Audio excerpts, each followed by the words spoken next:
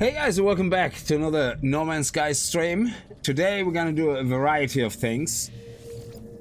One of the things is looking if we can complete the Atlas path and see what happens. So, I don't want to complete it if it means the end of, well, there is no end to the game, but if it means the end of that part, but I think we still have to get to the center of the universe, so I don't think it's gonna be finishing quite yet. And we still have a lot of side things to do, so let's get into that and just around. Alright, anyway, welcome to the stream. I hope you're gonna have a good time. Loving No Man's Sky right now. Can't wait to see if Monster Hunter Wilds is coming to GeForce Now. I hope it does. The other Monster Hunter games are on it. And then we're gonna have a good time with that as well. Yes. We're here on a paradise planet. Well, I don't know if it's a paradise planet. Actually, there's different type of paradise planets. Let me just see if I can find my cheat sheet. Unless it's changed. A paradise planet, let me see, can be one of multiple types. So I have a little cheat sheet here, yeah? It's like a little PNG. So you can have a rainy paradise planet, a verdant, a tropical, a viridescent, a paradise planet, a temperate, a humid, an overgrown, a flourishing, a grassy, and a bountiful. How do you find a paradise planet? There is a lot of different ways, to be fair, and one of them is to look at your star chart, letters and number system, trying to figure things out, you know, but I came across, randomly, wasn't looking for it, I came across a Reddit post from about 2 years ago, and it's amazing that I never thought of that. If you think about different type of planets, and you think about what resources you get on different type of planets, yeah?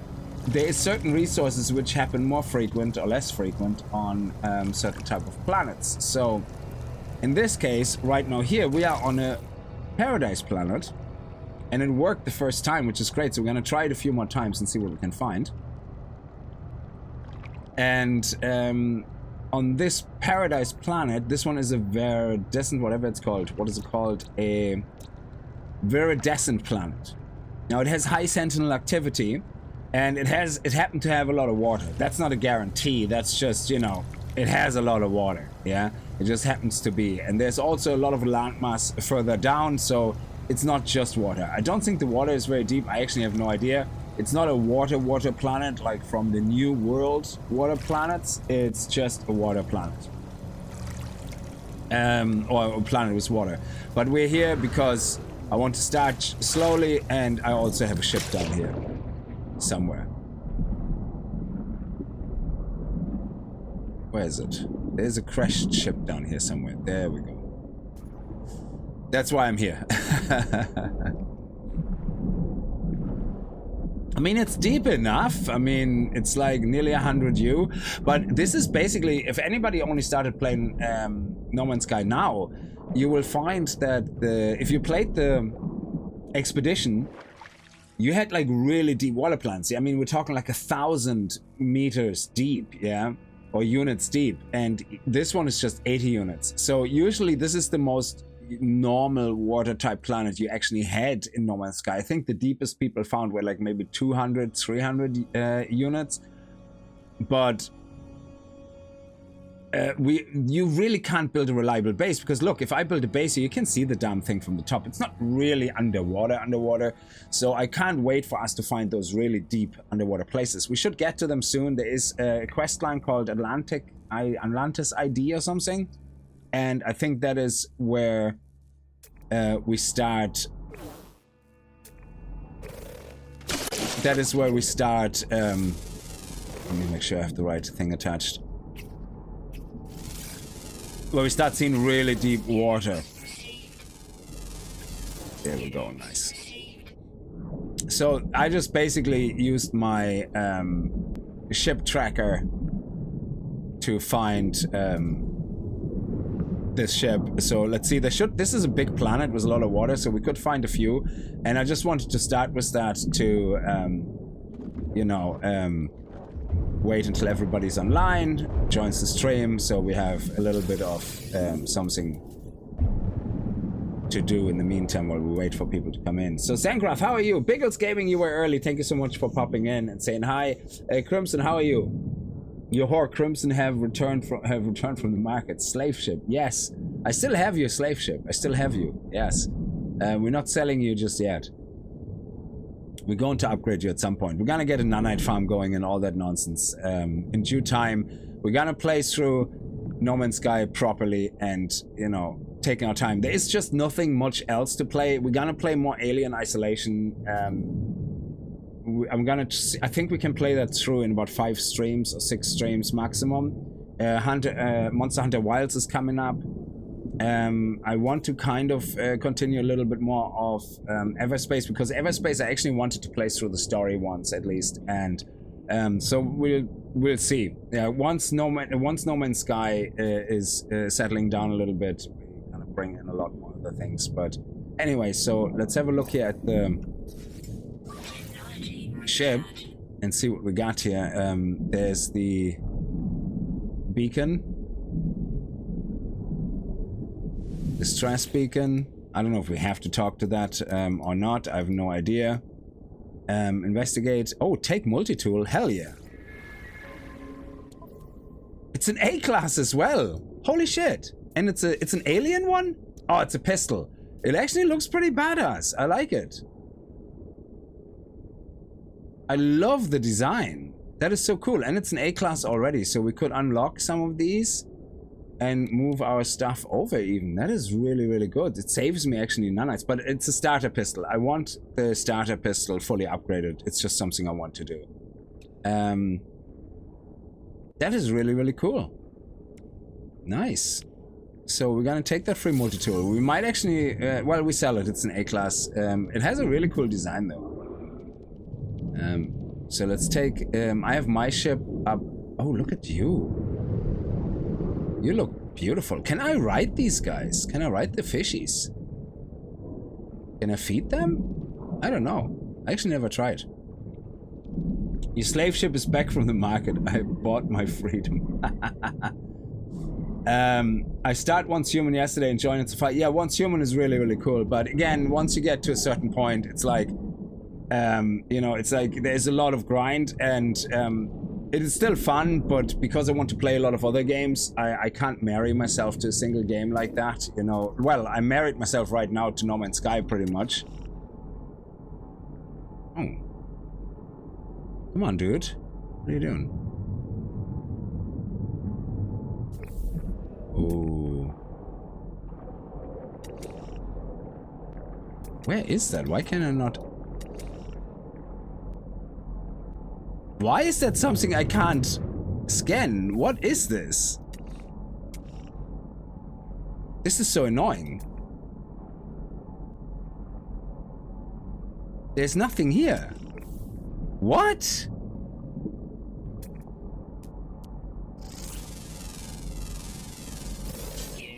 It just blipped and that's it? That was weird. Oh, that... Okay, this is messing with me. There's clearly nothing there.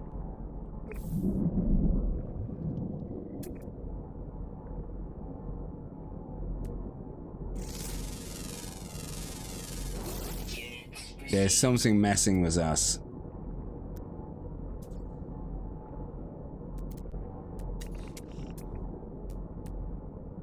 That's crazy. It's like, oh, there it is again. It just will not scan. What is that?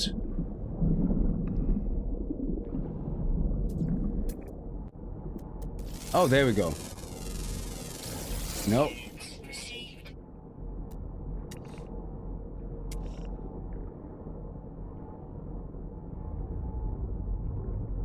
And it's gone. That is crazy.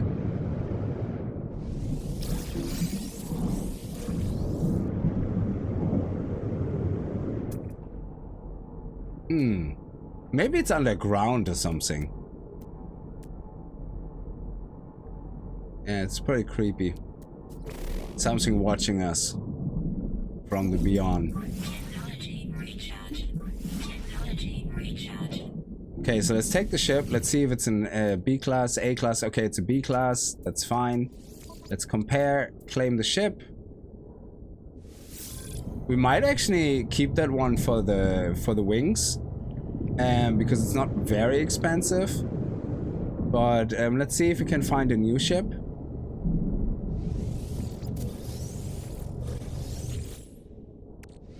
And we start off with doing a little bit of shipwreck hunting, potentially. Let's see. Oh, nice. Gag relic. Alright, we have the resources. Let's plonk this here. Let's summon the exocraft. Let's destroy that again. Put those resources here. Oh yeah, there's a trade post here. And I wanted to try the whole trade thing. So I bought all those resources here for quite a lot of money, for about 20 million in total, because they were reduced by between 13 and 30% or 40% even, some of them. And then I executed that scanning thing for a trade surge, and I have 35 minutes to get to a location, which we're gonna do after this. I just want to search for one more ship, and then we're gonna do that. So let me see if I can find another one. No nearby building located. So it seems that because we have a ship here nearby, we can't really do that. Okay. And where's my spaceship? It's somewhere here, floating. There we go.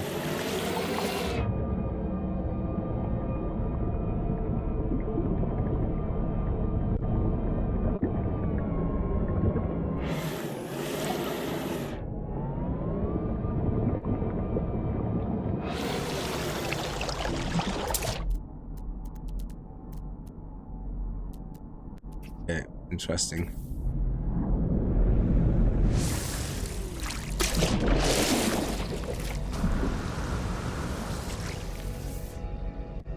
Okay, Prime Starship switched. So, yeah, let's go into space. We're gonna go over how we can find more paradise planets. And, yeah, we're gonna have some fun with that to start with. Have I ever played Subnautica? Subnautica 1 I probably played on the channel from the day it came to early access to the day it was fully released, and then we played through it again. So yes, I did.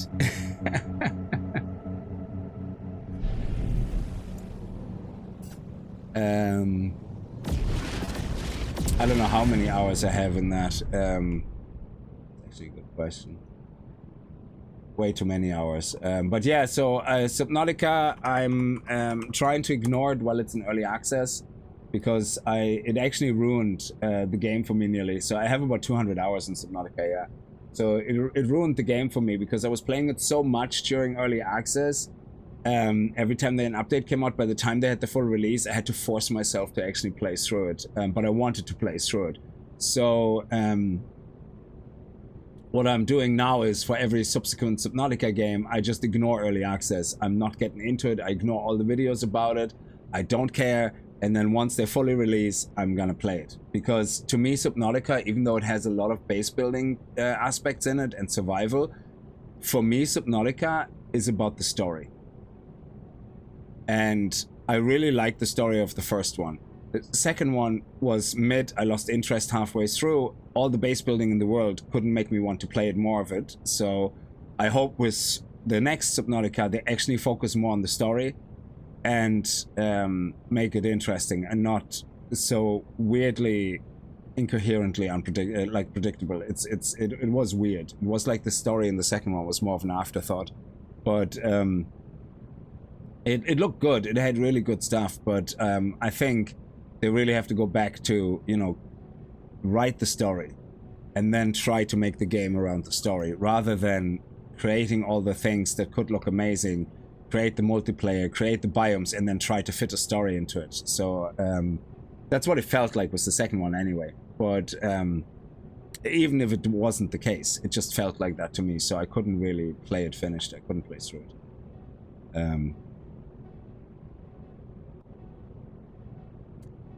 Well, Subnautica 2 didn't release. It was below zero. Like, so Subnautica 2 I think is coming out now. Rick, how are you? I hope you're doing well. I might know what it is, but don't want to spoil it. If you want if you want me to tell you, no, don't. Fight Rage, how are you? It's. Oh, sorry, you're talking about the dot. Yeah, sure, you can tell me. Yeah, that's fine. I don't mind. Yeah. Okay. So let's very quickly travel somewhere else, so we can go do this one here. Let's see, galaxy map.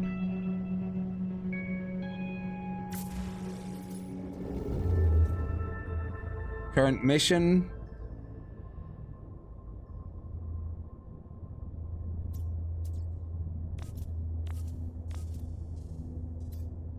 Oh, we're going right back here. Okay.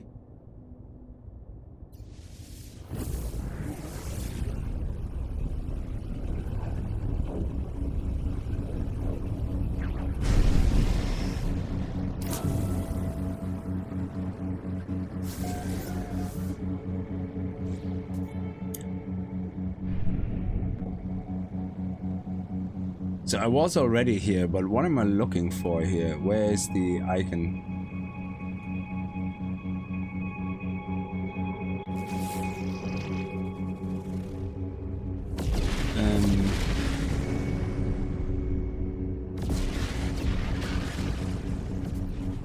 Where's the logo?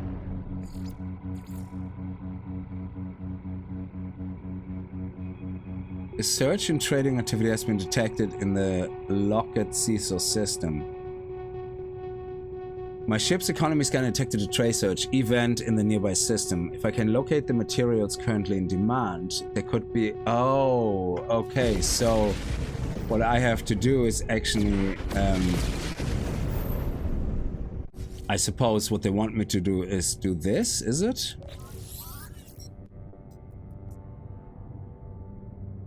And then locate a trading outpost? I see, I never done that before. That's also something I'm messing around with at the moment.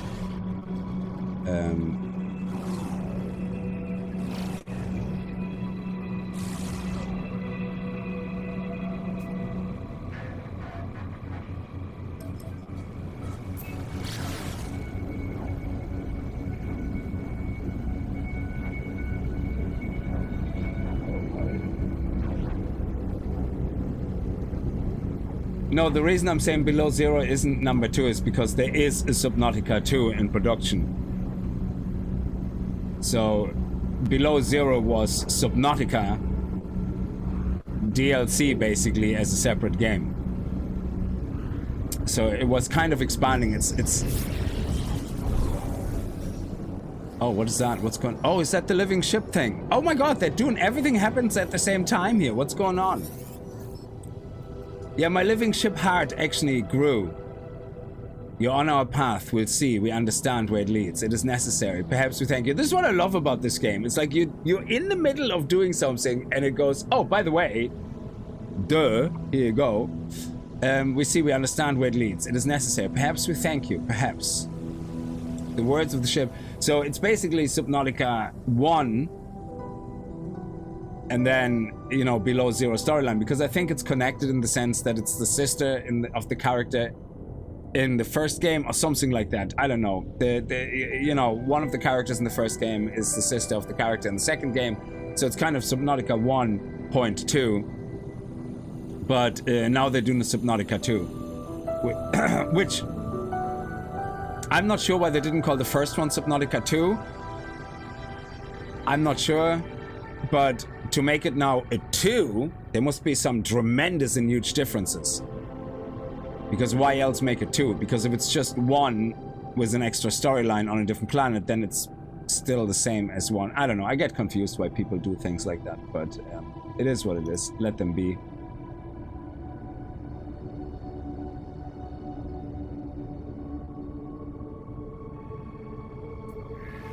My dance with a strange life form, for I'm convinced the ship is alive, continues. It has bound itself to me, and this egg is the bridge. Interstellar coordinate. Follow the call of the void egg. We're not gonna do this right now. We're gonna do this first. Okay. So I thought I have to buy things, and then I can sell them here for profit. So we're gonna sell everything here, even if it's not for profit. Or maybe we sell it on the space station. But oh my god, would you stop? Stop, stop, stop, stop.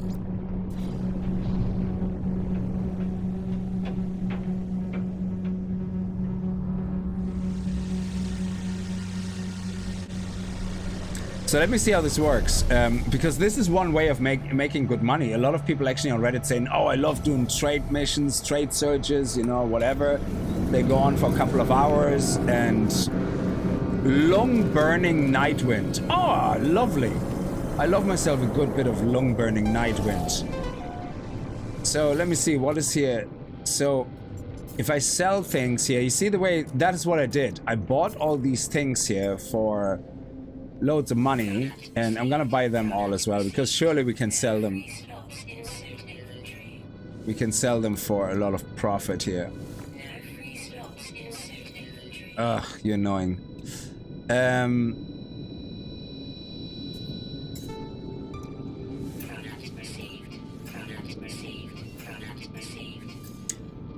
Spending a lot of money just hoping that I can sell it for some 100% trade value. But anyway, so if we're looking at sell here, yeah? So the highest profit, I guess, that we have here is... So what is the search? I don't get... Oh! Plus organic piping, plus 62.2. Plus 156 descented bottles. That is crazy. 51,000. Neural ducts, plus 49. So you have basically a huge influx. So if you find descented bottles, so I'm assuming if you... So how does this work? So you have to find a scientific system, and then you can buy those there? I don't get this. Descented couplets or whatever. Anyway, in regards to the red dot, is that what you're talking about, Rick? Okay, so this is my guess. I went to a planet and everything was normal. I'm currently looking for material. I was chilling, looking around, enjoying the deadly weather, when suddenly the earth starts to rumble, and I'm like, what the hell is that? Is that a volcano? An earthquake? I'm gonna die. I'm so young. And then I see destruction around 1 kilometer away from me, so I got scared. And then this monster came out of the ground. Oh, yeah, the big centipede thing, yeah.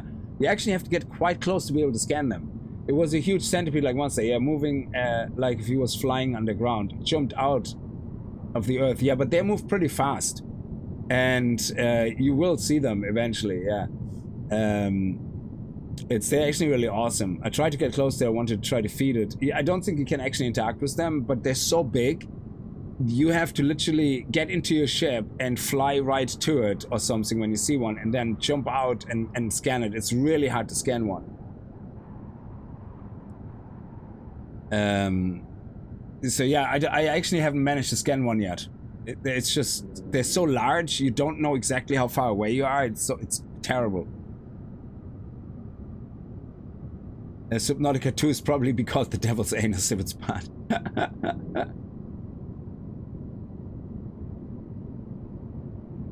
Oh, you meant it was crap. Okay. Was a number 2. I see what you're saying. Yeah, I mean, I liked it in the beginning. It was intriguing and all that, but then it just was like, okay, I don't know. I wasn't too captivated. Meanwhile, with the alien in the first one, I was like, whoa, what is going on? You know, I'm diseased. I need the cure, the alien. It was an amazing story, actually, yeah? And I was like, everything was like lore driven, and there was so much lore around everywhere, like the way everything looked and the way the alien was talking to you in your head, and how you in the end realized that everybody who was on this planet eventually turned into one of those creatures, and because they were infected, and it's just absolutely amazing, yeah? Meanwhile, in the second one, there was nothing in the story that captivated me, that pulled me in, that I haven't seen already in the first one. And I think that is the problem. If you're trying to build a story on top of an existing story, where in the first game you had the mystery, you had the unknown, it was all new. The second game, we already knew about the architects, we already knew about all that. There is no more, oh, I wonder what this is about. That has gone. So now you're just telling a story in a known universe, and you have to make it even twice as interesting because it's already existing known lore.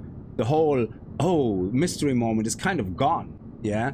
So what do? I don't know. I'm not a storyteller, you know, I don't know. But it's like when Star Trek Next Gen got stale, they introduced the Borg, you know, they introduced always something new where you kind of go, oh, I wonder what this is about. This is amazing. It's a new race. And it's like, you know, and they have to do something like that. I think Subnautica Below Zero, whatever new they introduced wasn't as captivating. It just was, okay, you know, it's okay. To me, it was. Like, I'm not saying it wasn't a good game. Like, a lot of people loved it absolutely to death, and that's fine, you know? I don't think they have the CEO issue because they're an indie company. They're in charge of themselves. There is no CEO investors issue, Crimson. I think with Subnautica, sometimes I find that they rely too much on the community to tell them what to do.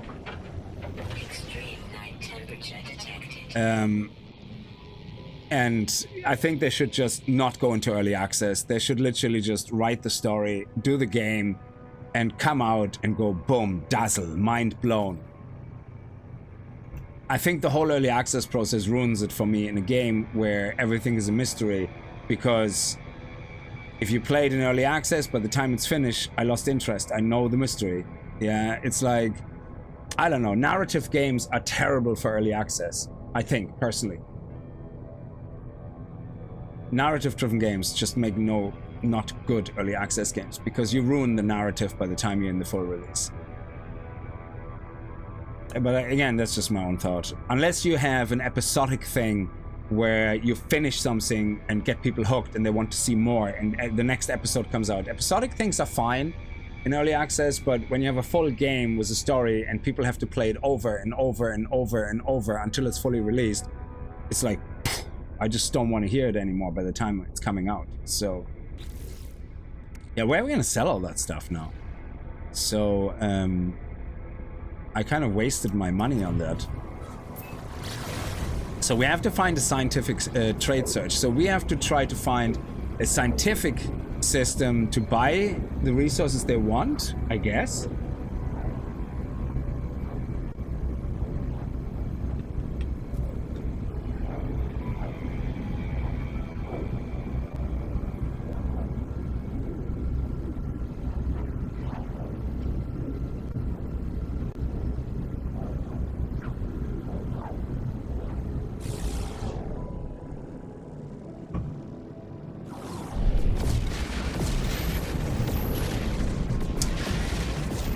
Did any of you guys play Elite Dangerous? I'm trying to find a playthrough of Elite Dangerous that is not a tutorial, here's how you play Elite Dangerous, yeah? It's like, I want to see something like, how do you start Elite Dangerous? How do you play it? What's the point of playing it? Like, in No Man's Sky, to me, the point is exploration, but you also have all these different types of things like base building. You can make money with trade, you can do this. In X4, for example, or in X in general in the games, a lot of it, at least when I played X the last time, it was all about you manually mine an asteroid, you make some money, you start auto mining, you start creating trade routes. That was great, yeah? But what is Elite Dangerous? Like, what is the point of that game?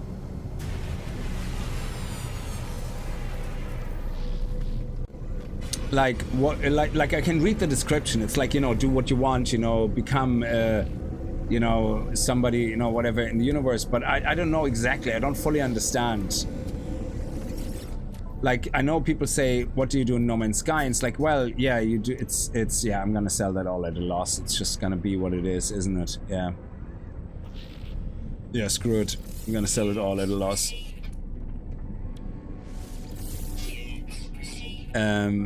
I just want to get rid of it. Get it out of my inventory, and then we can go and see if we can find a scientific system. Because I'm kind of looking at it going like, you know, I would love to play it. It's currently on a discount as well. And I think they have huge updates for 2025 planned, and I think now might be actually no better time than ever to get into it. But I just don't know what it's kind of about. And it looks very scary, like as in like complicated, you know.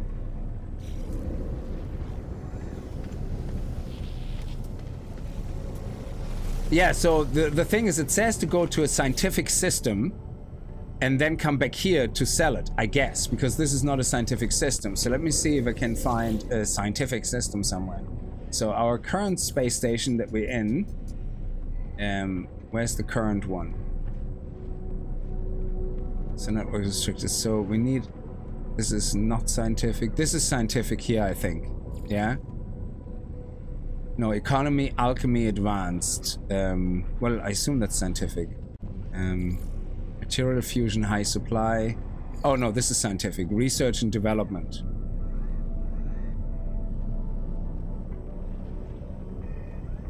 What is that? Experimental booming. Okay, let's go here. And then we're gonna go to the last system and try to sell it. I think we can sell it right here, actually, at the portal. We don't even have to go to a trade center to buy it, I think. We just, sorry, to sell it. I think we just have to go to a trade center to buy it. So if I look at this here, the only one I remember is that descented. Yeah, okay, see that here. So if I buy all this,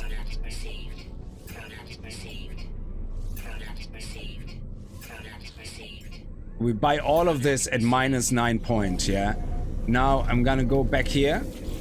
I'm gonna go to the last system, space station. Last system. Let me see. Network restricted. Where does it say last system? Oh, here. Settlement. No. Yeah, here. There we go. Yeah. And now if I go here, all of that stuff I should be able to sell as a profit. Yeah, the learning curve, yeah. X-Connect, how are you? So, let's see if I sell here. Yeah, so you see, this one, it sells, we bought it for -16 or something, and we sell it for +46. So there's some profit here. This one, +122.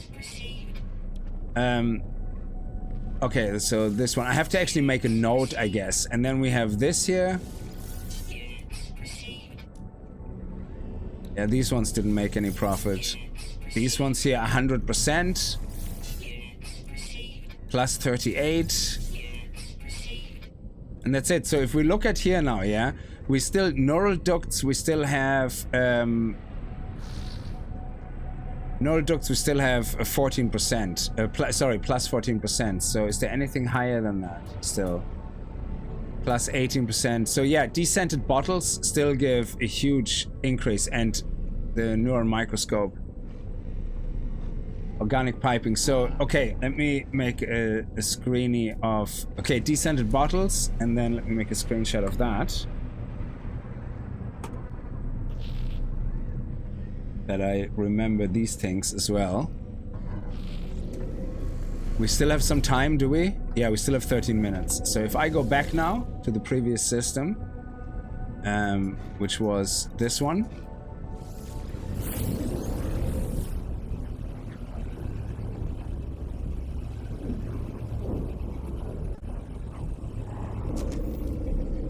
Oh, does it tell me in the mission screen how much profit I made? Okay. 6.6 million. So, let's go back here. I think this refreshed now. Oh, no, it didn't. Okay, then we're gonna have to do... oh, it basically wants me to go to different systems, but because I have only 12 minutes left, I'm gonna do the reload trick. Otherwise, I wouldn't. Like, the idea is that you should go to different scientific systems and buy those resources, obviously, and sell them in that system. But I just want to see if I understand this right, that's all. So if I go here now, not everything they sell here sells for profit. So the descented crap, definitely. So the descented, again, buy all of this. So we had 143 million, yeah. Organic piping, that is definitely on the list of profits. So we spent 2.9 million. So neural ducts, they're also at 14%, plus 14%. So we definitely make a profit on that. We're not... Oh, the neural microscope, actually we make profit on that as well. And the injectors, we're gonna make profit on that as well. Oh, the other stuff that didn't make profit actually was from a different purchase then. Yeah, so we're gonna go here. So we're at 143.8 million or something. Space anomalies, do they work as well? What do you mean? I don't know the space anomaly thing. Oh, sorry, space anomalies. Yeah, but you can't sell anything on a space anomaly, I think. I don't think so. I don't think there's a way of selling anything. So if we go here now, we see the organic piping is plus 46%. The descented bottles, 122%. Instability injector. There we go. And then, yes, excellent. That's 1.7 million. So I made $1 million profit here. That's not a lot. Oh, there we go. And that's it. Yeah, so we made about another 6 million, is it?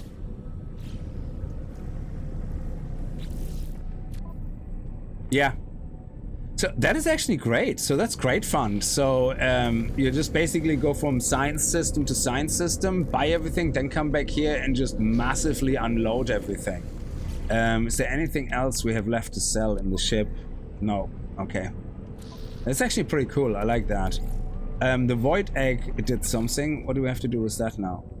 Okay, anyway, let's do the void egg first, because that's gonna bring us into a region of space where we're not gonna have a paradise planet, and then I'm gonna show you how I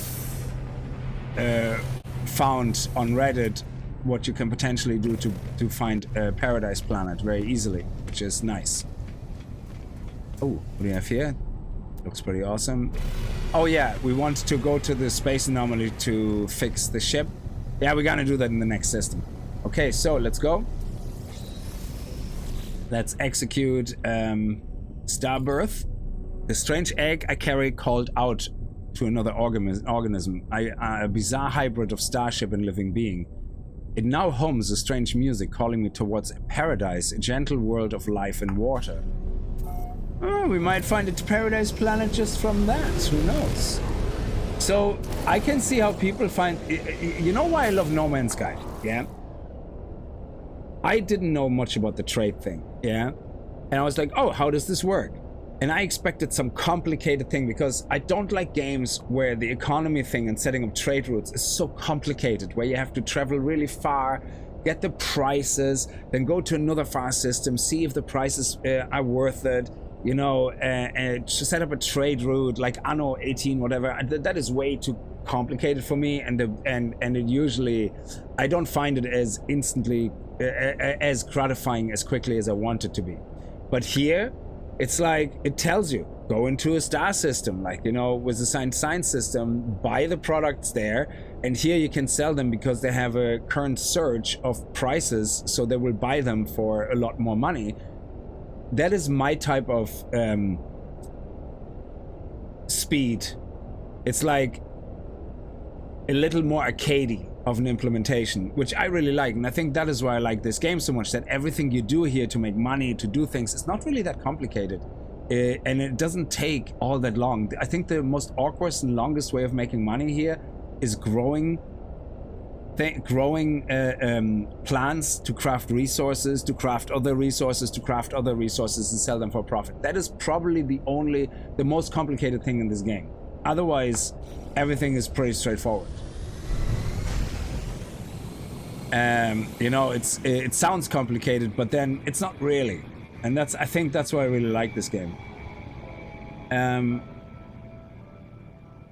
Yeah, exactly. I really want to jump back into this game, but I know I will just spend my whole time flipping ships. You see, I could do that forever, yeah.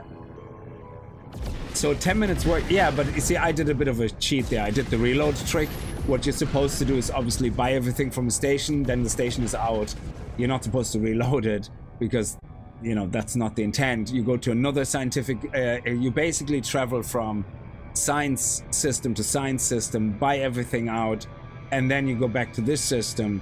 And because of the portals they have, which is amazing, it's so much easier to get back, and then you just sell everything. Yeah, so you want to make sure you have a huge bloody hauler or something where you can just dump all that shit in, and then you just yeah, maybe I just like getting augments to upgrade. Yeah, I'm the same. I just love it. I love the whole flow and cycle. It's just beautiful. Okay, so let's actually see how we're gonna get that starship. Okay, it's all the way up here. That's a new system as well. It's data unavailable. Ooh.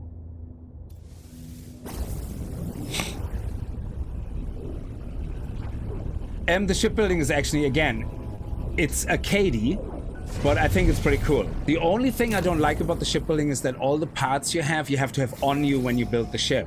So if you have like 50 different parts that you can pick from, you have to have them on you when you go to the shipbuilder. So that's a bit annoying, but otherwise I think it's fine.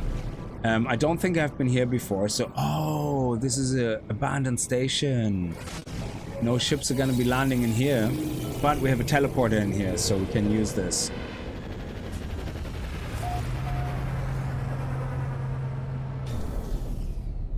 It can give you good ships because you can buy an S-class core, and you can get basically. So I mean, define good. That's the thing. You know, what is a good ship? If you're looking for, say, a hauler with maximum carry weight, yeah, buy an S-class core, build yourself a hauler. I don't know what defines the class of the ship. It's the core, isn't it? Is it the core or is it the cockpit? I actually don't know. I haven't played around with that a lot. Is it worth the effort? Yeah. I suppose the benefit of shipbuilding here is like, you sometimes see a ship that has really awesome wings. Then you see a ship that has a really awesome cockpit. And then you have a ship and I suppose there is a lot of times where you look at something, oh man, I wish I could have that ship with those wings. And I think that is the whole point of the building system, is that you're not building a ship to build the best ship. You're building a ship so that you can relive your fantasy of having the ship that you looked at, that you wanted, like these wings, that cockpit, that exhaust, you know. I think that's what it's more about than building the best ship, because I don't think they perform better. I mean, if I have an S-core, if I build a hauler, an S-class core hauler, it will be exactly the same stats and everything than an S-class hauler I buy from another pilot. I can max it to the same amount of cargo hold than the one I built. So I don't think they differ in that way, performance-wise. I don't think a fighter performs better that you build, or less or worse than a fighter of the same class you buy from a pilot. I think what performs better is Sentinel ships have a higher damage output, I think, than normal fighter ships. Yeah, fighter ships in general have a bigger damage output than haulers. Cargo holds cannot be as big in fighters than in haulers, I believe. Yeah, things like that. So there's benefits of different class types, but I don't think there's a lot of discrepancy within each type. I don't know exactly, so I think so. I don't know what the SS ship is now, yeah. You can upgrade every ship to S-class, exactly, yeah. So, I mean, this is my starter ship. It starts with a C-class. I already upgraded it twice. Once I have 50,000 nanites, I'm gonna upgrade it to a C-class. So from what I understand, what the class limits you is, I think, the damage potential, and all these stats go the damage potential, I think. You see the yellow line here. I think that is what the maximum is you can reach, yeah? And I think that line might go slightly higher in a higher class version of it. But again, then a different type of ship has a higher stat. Like a fighter will always have a higher damage potential stat. Potential stat than, I don't know, other things. But if you have a hauler, I think haulers have a bigger bonus to shield strength because they're not really fighters, yeah, but they're weaker. Well, you do the damage you do with your weapons, but I think if you want to go fully pimping out your damage, this one has a higher damage multiplier, I think. So I'm assuming it's similar to like the multi-tools. A multi-tool S-class of type pistol has a huge, this is an alien one, sorry, an what is it called? Experimental weapon. And they have an extra bonus to scanning. So I can make more money from scanning than if I put the same modules into another multi-tool of the same class. I get more money because there's a higher behind-the-scenes multiplier. And the same, I assume, is with starships. The fighters have a higher damage multiplier than haulers. It would make sense, you know? So... no, I'm gonna upgrade to an S-class. No, I started with a C-class. This ship started as a C-class, and I'm gonna upgrade it to an S-class. So, yeah, sorry if I misspoke, yeah. But I bought it as a C, and I'm upgrading it to an S. And I think the only difference here is that the potential goes higher and maxes out at S-class, similar to multi-tools, where the multiplier maxes out at S-class, but also the cargo hold. I think if I max out the cargo hold at A, I can still add more cargo than at S, but still not as much cargo hold as a hauler could have as an S-class. So there is benefits of having different type of ships, you know, which I like. So if you want to do trade missions, get a flippin' empty hauler, fully maxed out cargo, and just buy everything you can. And then when you come back, you have basically 60 or 80 slots, I don't know, of cargo you can sell. That's at least how I understand it. But I don't know if I'm completely correct. So Roy, feel free to correct me on all of that. Yeah, shuttles. I don't know. I think shuttles are middle of the road. They're like rifles in the multi-tools. They have no special bonus to anything that is better than any other tool. They just have mid bonuses to everything. And I think shuttles might actually just be... Maybe shuttles have a faster... No, explorers have the faster hyperdrive multipliers. So I'm not sure. Yeah, so I think shuttles are in the middle of the road, kind of. But some of them look really good. And they're really cheap, exactly. I mean, they're really great for flipping ships and to get augments from. So, anyway, anyone who hasn't seen these yet, these are abandoned stations, yeah? And you will never have a ship land here, I think. I don't think so. But they still have... so you still can buy and sell here. So they still have this. Galactic Trade Terminal. Oh, nanotubes. Minus 8.5. Look at this, connection lost. This is crazy. So you can't even... It's weird. Yeah. It's obviously messed up. But again, you can buy things, you know, you just don't know if the prices are any good or bad because it can't give you that information. You usually find navigational data here as well, is it? I'm gonna have to get these Atlas passes to open these doors. There's something you can unlock on the anomaly as a blueprint. Once you build, there's 3 Atlas pass levels, level 1, 2, and 3. There's usually nothing exciting in any of these. I just don't like the idea of not being able to look behind the door, if that makes sense. So, but you don't need to keep all 3 passes on you. If you have pass 2, it will open pass 1 and pass 2. If you have pass 3, it opens 1 to 3. So you only need 1 pass in the inventory. And you can see it has a teleporter. So that works, you know. You can still travel to those stations, which obviously is important, you know, to get to different systems. We're also going to today look at... We have all the cliffs now. We're going to go to the... Stargate, and we're gonna type in the cliffs that I saved from where I found the living ship, not living ship, the octopus ship, the orange one, and we're gonna buy it because now I have the money.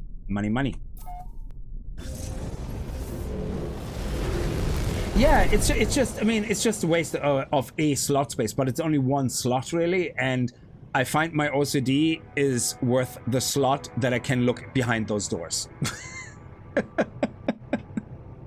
I don't know if that makes sense. It's like it's like I know there's it's I don't know, what is it? It's like in 7 Days to Die. There's certain things you open, you know there's nothing in it. There's these weird fake storage containers, and you know there never is any loot in it. But you still open them, you still search them because God knows, maybe you find something someday in one of them.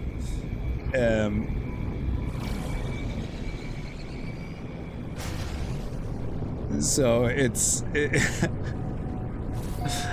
so annoying, like, you know, but it's just, it's the FOMO, you know? It's like, you know, I know there's nothing. So this looks like a Paradise Planet as well. Is that a... Ooh. Wow. What type of planet is that? Why does it say unknown? I'm on the planet. Oh yeah, I haven't gotten out yet of the spaceship. Hang on. Okay, so it's a Ploygan system, first contact in Sigma. So let me see. We are on a rainy planet. So this is a Paradise Planet. Yeah. I don't know what actually it means when people say Paradise Planets. I just know there's 10 different types of Paradise Planets, and that's one of them. Yeah. You also know that, and that's what I was trying to get at earlier. Yeah. If you notice, one thing all Paradise Planets have in common, they all have Starbulb and or Paraffinium. And Starbulb and Paraffinium doesn't actually, as far as I know, you can't get on any other planet than Paradise Planets. At least Starbulb you can't, as far as I know. Paraffinium, maybe you can find that somewhere on a moon or something. And that is your key to finding Paradise Planets, by the way. So what you can do is you can go into space, go to any system very far out, yeah, and go into your materials, go to your plants. We're going to do that later as well, but I'm just going to quickly show you. And then if you hover over this, you can see that a beautiful gemstone, this prized product, is the engorged luminescence berry of the star Pramble. The host plant requires lush conditions to thrive in the wild, but can be farmed. So the lush conditions is basically a Paradise Planet. Hot climates, desert planets, high background radiation, frozen conditions, you know, so you have all these different conditions, something. Now, marybulbs is not really that. It's these type of plants here that are the important ones, yeah? So you will find that if you click on this, locate substance, yeah? Now, obviously, I'm on the planet, and it's going to show me somewhere here where I can find it, yeah? But if I'm in a system that is not a Paradise system, now, I suppose it can get tricky because you don't want it to keep bringing you back to the system you already visited. But if you do a couple of jumps, whatever, get very far out, it will find the closest system with Starbulb. And if you're in an area where you haven't really uncovered a lot, yeah, around you, you will find that it's a Paradise Planet. And then it just depends. What Paradise Planet do you prefer? The rainy, the very distant, the... what are they called again? Let me just open it here again. Paradise Planet types. Let me just leave that actually open here so I can keep seeing it. So you have rainy, verdant, tropical. So tropical is usually, I think, a good one. And then you have the Paradise, where it's actually the type is Paradise, yeah? So these are quite nice as well. And then you have grassy, bountiful, flourishing. Each of them have a different style, yeah? Like, look, this one is rainy, and all rainy Paradise Planets will have the same look, yeah? They don't have the same planets and, fauna and flora necessarily, but they have the same kind of theme, yeah? So...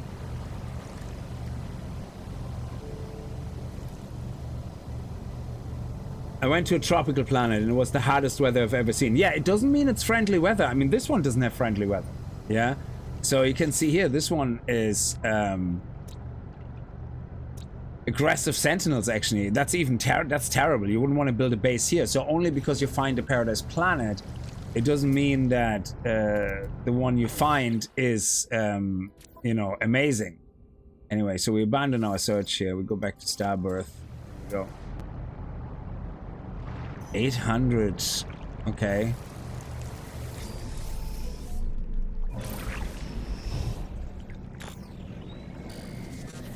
Oh, it's actually underwater? Was that 800?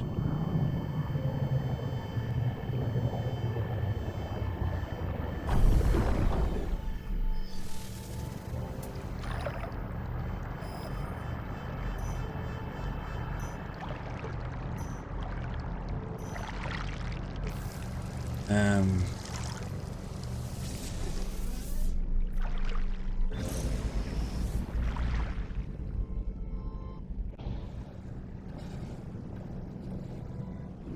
Oh, is it this guy here on the island? I think so. Yeah.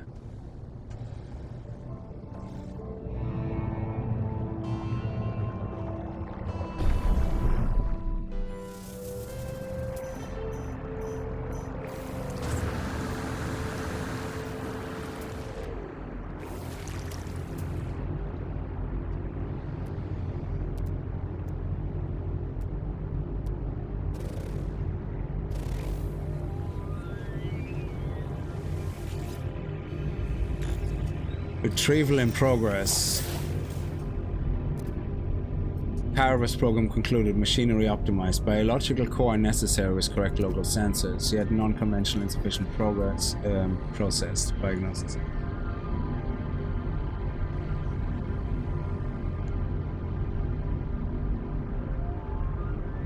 Is it possible to vaporize the water? No. No, you can't. Yeah, you can find one with bubbles everywhere. It's amazing, yeah. I found Fight Rage. I found a 92% Paradise the other day. The label is Paradise. Yes! If you have a label Paradise Planet, they're usually really good looking. And Tropicals can be very nice as well if the weather is not terrible. Rick, you found a normal ship S-Class with higher damage than exotic. Yeah, that would be correct. Yeah, an exotic. So exotic is a type. Yeah, and I think statistically an exotic is a bit like. I don't know if you know more about that, Roy. But I think an exotic is a bit like a shuttle. They're kind of. They don't specialize in anything really. I think they're more for looks. Yeah, a shuttle is just your middle of the road ship, but your exotics are more about the look rather than their practicality, I think. I could be wrong though. Maybe each exotic has a subtype that they excel in, so depending on what exotic you find, some of them could actually be better fighters, yeah? But if you have an S-Class exotic and compare it to an S-Class fighter, if the exotic is not of a subtype fighter, or in generally so exotics are middle of the range, with multipliers, then yeah, it will be weaker. Only because it's an exotic, it doesn't mean it's better. Exotic is a type, not a class. So it's not like S-Class, exotic class, it's S-Class is S-Class. That means that's your full potential unlocked of your ship. Exotic just might not be a fighter, or a hauler, or, it just might be middle of the range.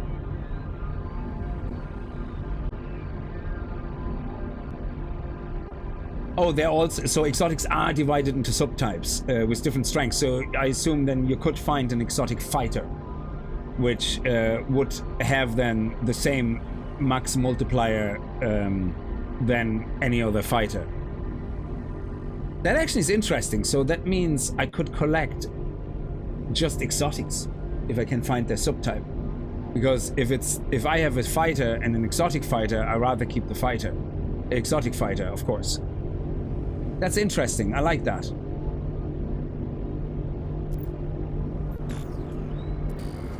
Awaiting biogenesis materials.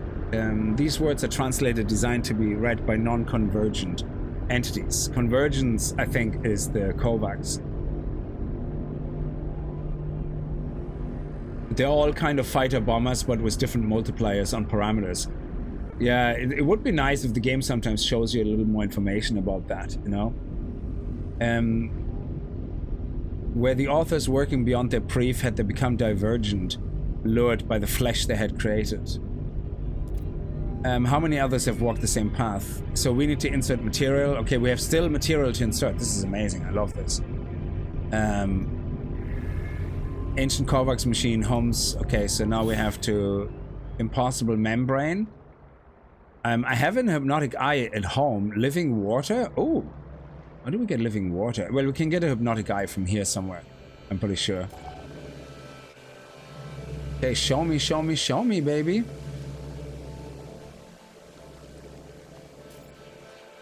The void egg host requires a shell. Gather hypnotic eye to craft impossible membrane. Look for abyssal horrors. Oh, there we go. Abyssal nest already there. Found it. We're also gonna look for a shipwreck here, obviously. Once we're done here, because it has water, we're gonna build our Nautilus. Always, once you can build the Nautilus, always have 5 metal, at least 4 sulfide and 100 salt, so you can build your Nautilus exocraft thing.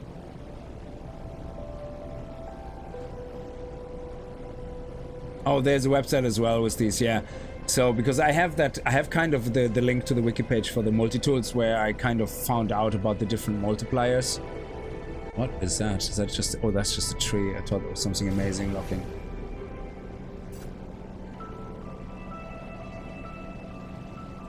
Raladin the Paladin, how are you? Thank you so much for your Twitch Prime. Very much appreciated. Over on Twitch. 2 months. Very much appreciated. Thank you. And I hope you're doing well. Thank you for popping in and saying hi. So yes, I don't advertise it obviously too much, but if any of you guys over on the tubes prefer Twitch, I'm multi-streaming onto Twitch. You know, anybody who is looking to throw a support in but has a free Prime, there you go. I'm more than happy to take that off you. Oh, look at that. Nice. Kona, I don't know if Kona is here. You have to go and become partnered or whatever. I need to give you my Prime. Oh crap. Oh shit, I didn't know they do that. That's crazy. I never actually knew that that's what they do with their eyes. Wow.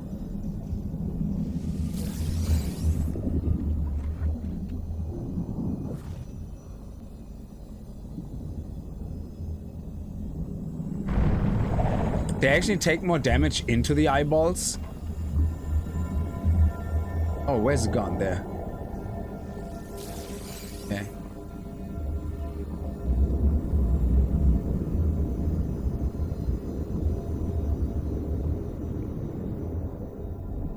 Might as well go and collect some of that stuff.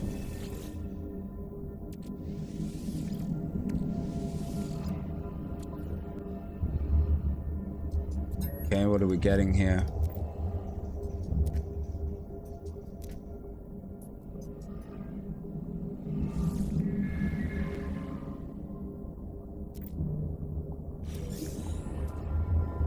Oh, we got nanites. Awesome.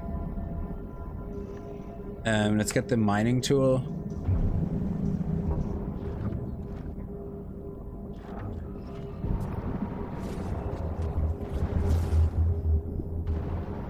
Oh, that's the oxygen. Okay. Technology recharge.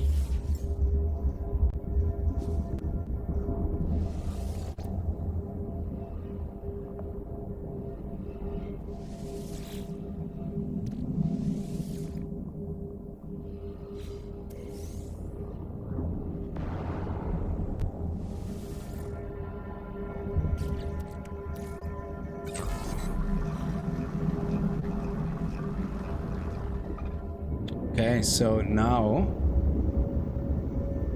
we have the horrible eyeballs. This looks amazing. Actually, let's do my scanner. We get more money from scanning things. Alluring specimens. Yeah, they're very alluring and very phony. There's no animals here. Wow, it's creepy.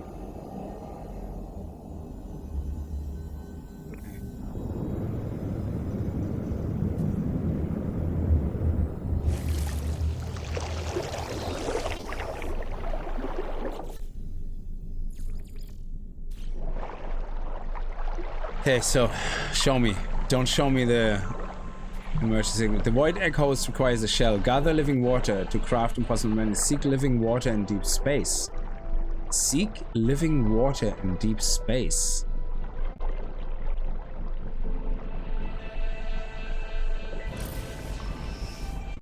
Okay.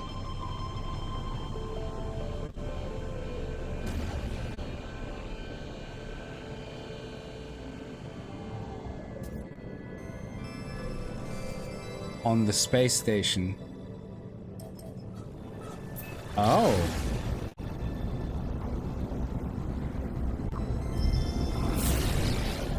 Oh shit!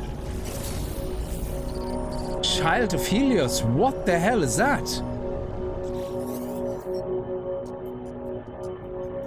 Acceptance, hope, willing.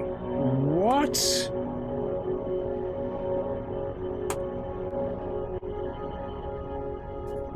Let me just save that screenshot. Jesus, I should have pressed 9 on it.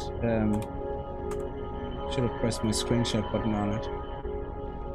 A wave of calm washes over me as my communicators tune itself to this beautiful giant. Its message is non-conventional broadcast, but an analog transmission of pure emotion. I let the feeling take hold as I contemplate the being before me. Request sacrifice. I make a request of the peaceful travelers before me. Despite having no shared language, it appears to understand me, to have been expecting this. It convulses and I received what I need. The being continues on its journey. Shit. Yeah. That is amazing. Look at the size of this.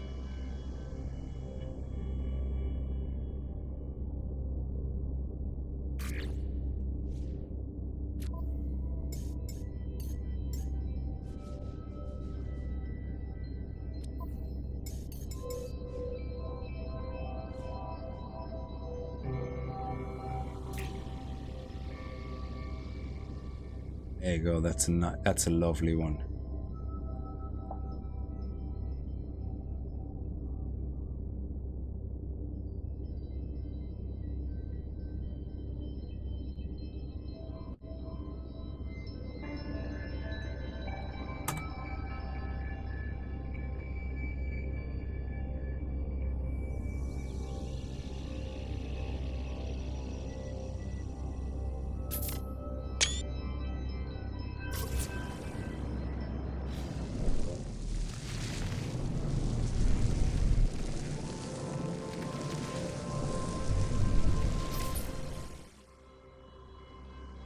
It's actually crazy how big these things are. Yeah, this game is amazing. Anyway, what did I get? Let me go and continue onto the...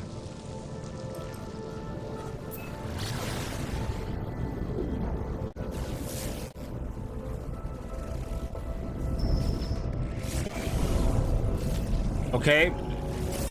Crazy. We have another one. What did it actually give me? Nothing like going far away from your ship, exploring, thinking I summon it later. You realize ship has no fuel when you try to summon it. Yes. Okay, but what did it give me? So okay, this is gonna be the same thing again.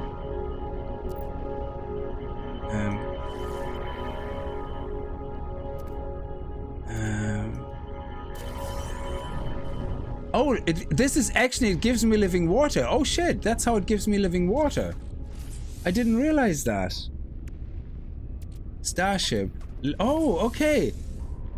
That actually was this. I was thinking like, okay, I have to go to the space station. Oh, wow, okay. So living water, is that's actually worth quite a lot. We should do this again and again. We should do that a few more times before we build anything. This is the planet we came from, isn't it? Yeah.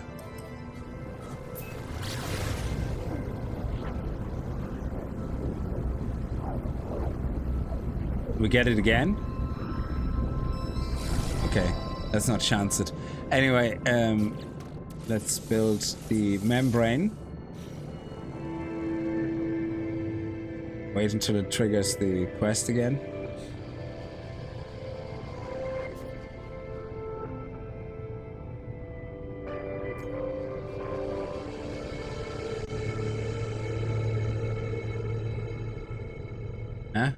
Oh, there. Oh no, we have to go to the deadly green. Yeah, we're gonna go back to the water planet after.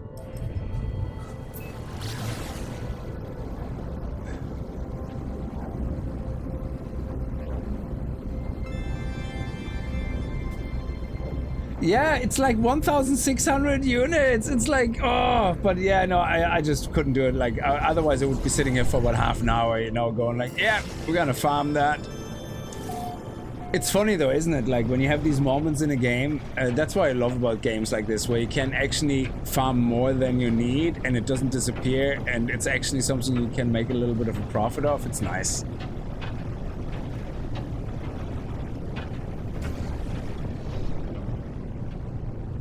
Ooh, this is a terrible planet. I don't think I like this planet at all.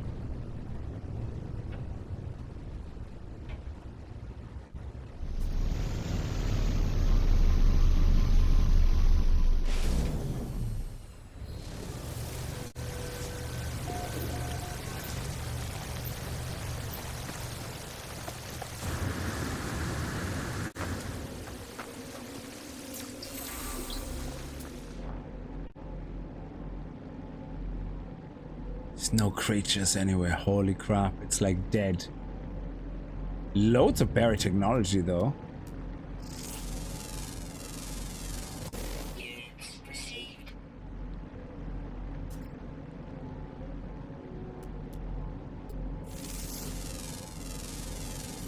Units received.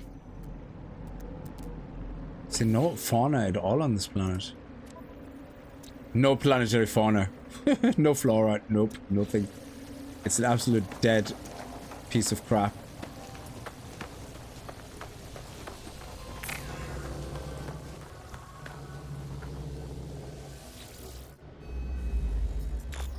Okay, so I give you the material, the membrane. So I'm assuming it takes another 24 hours for the membrane to activate.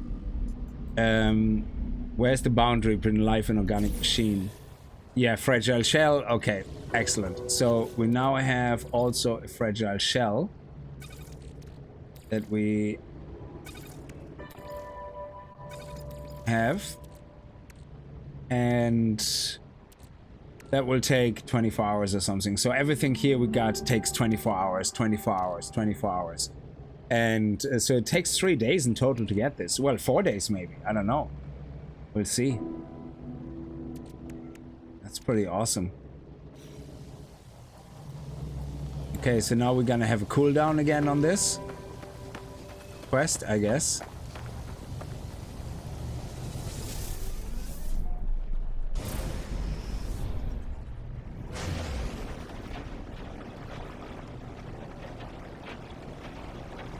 The way you fly between space and planet is just... Fuck, imagine Starfield would have been like that. Imagine Starfield would have played like No Man's Sky. That is insane.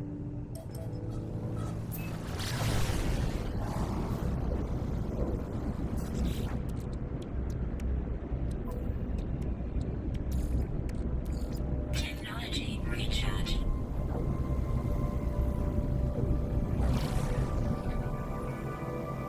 So, yeah, let me just land here anywhere where there's water. Yeah.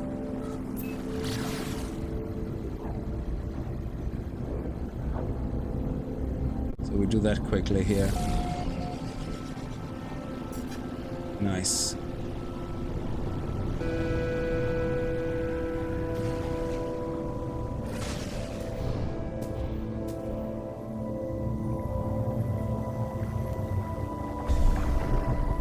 Nothing is never enough, you know. Well, you kind of like to... Sentinels are malicious, holy crap. Anyway, so what we're gonna do is we're gonna build this yo-yo here. We're going to go back in here and boop, make sure we delete it, keep our resources. Here we go.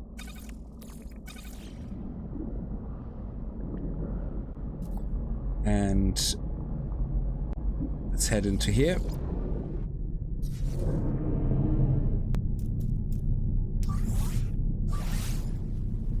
Ground ship detected.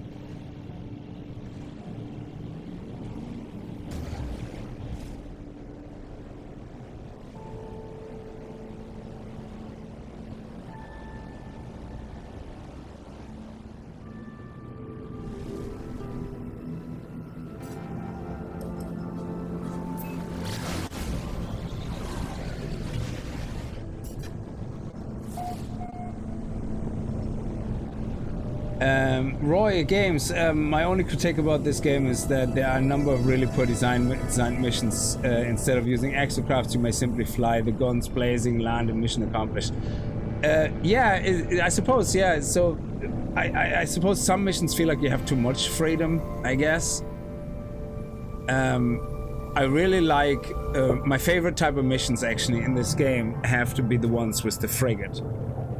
In space, you know, from the salvaging, this one here, the one that you get from here, because that reminds me so much of Alien Isolation, you know, except that you can shoot the damn things in the face. Yeah, I love that. So it's just so creepy, it's so well designed. But yeah, no, I get what you're saying. Yeah.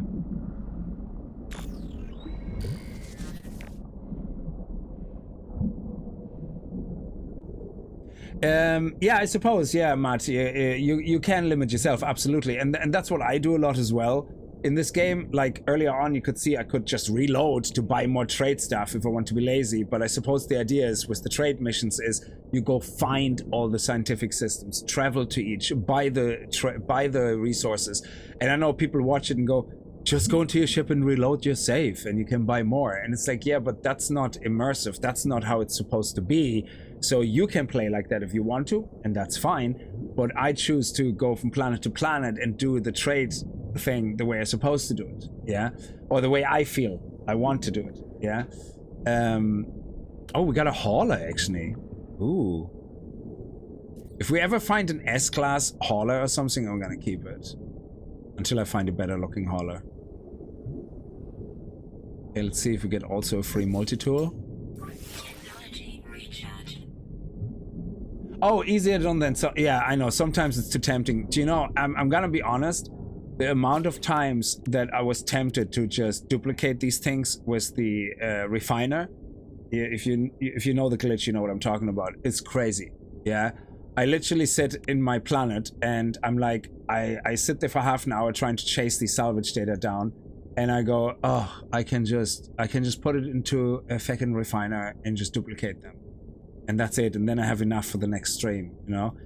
But it's really hard not to do it, because I think it's important in a way to me to not do that.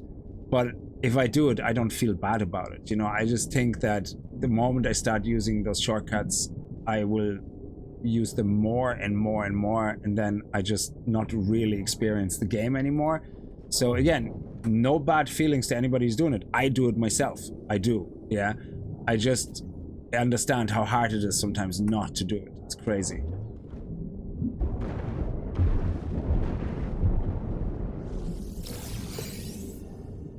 I think, can you even do it with the nanites? If you have something with 5,000 nanites in the results slot, can you just dump more things on top, and then as you take them, you get out more nanites? Or does it only work with the input slot? Because if it works with the output slot, you could really quickly get like 1 million nanites.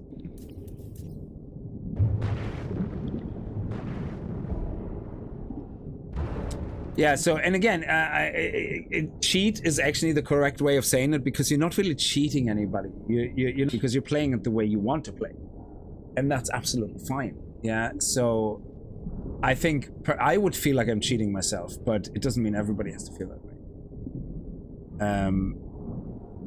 Okay, so let's see. Oh yeah, let's go do the... Before we see what the class is, let's check if we get a free multi-tool here.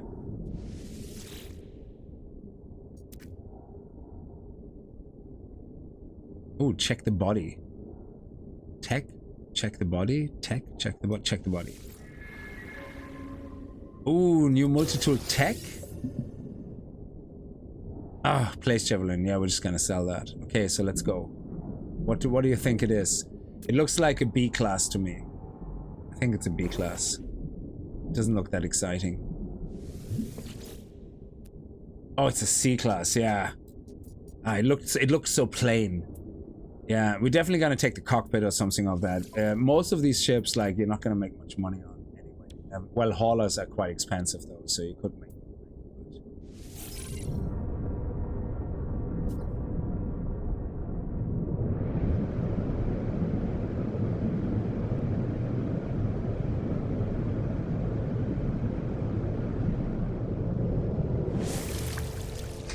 So let's travel a little bit away, because I think if we try to find another one right here in this area, we can't. It's gonna say that it can't find the location. So let's just fly a little bit away.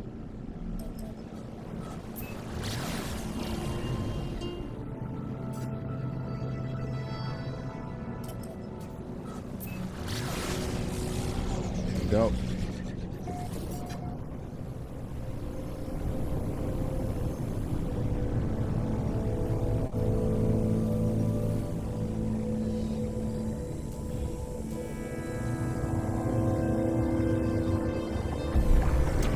See if we can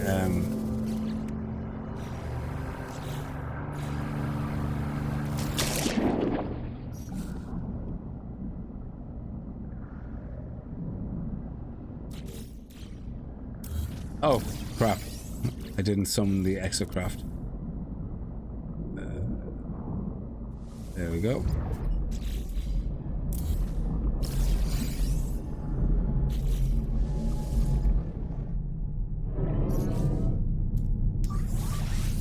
No nearby building located. So I wonder.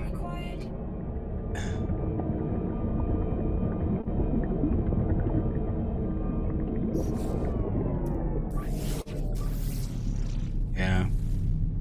So I think they did a good job in you not abusing it, I think, which is great. So, I mean, even if on each planet that has water you only do it one time, it's still great. It's still a free ship, and it's still a chance at an S-class, you know? The chlorine glitch is for me an absolute limit to cheating. Oh, the sound of the water, holy shit. Look at the waves, oh my god.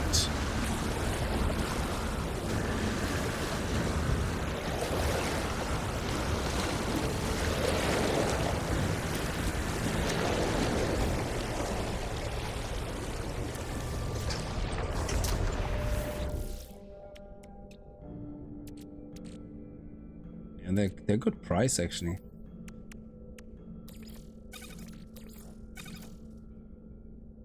What is that? Salt. Do I have any chlorine on me? Actually, let me get some chlorine if I can. What does that turn into? Oh, oxygen. Yeah.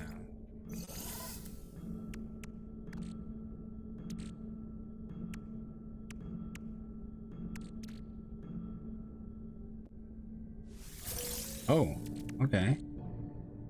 Wow.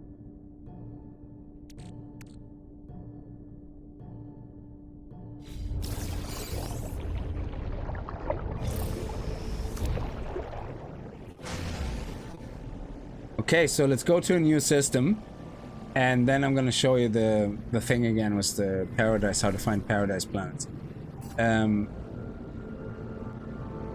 Hostile scan detected. Okay, go on.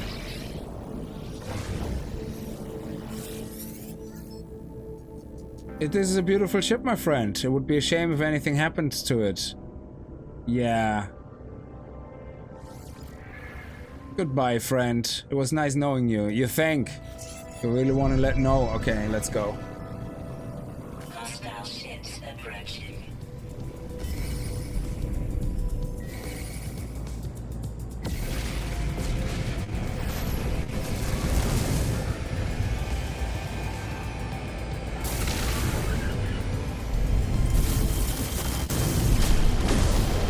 Oh, what happened?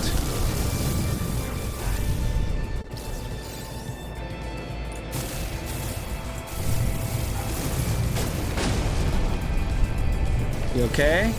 You all done? Thank you.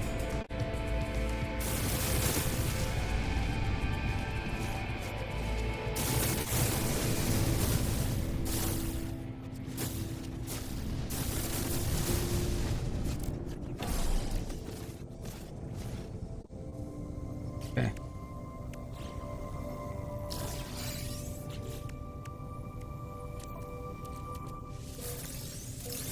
Ooh, look at that, a mineral recorder. What do we get from that? Tritium, gold, mineral recorder. Oh, nanites. Only 34, but yeah. Nice.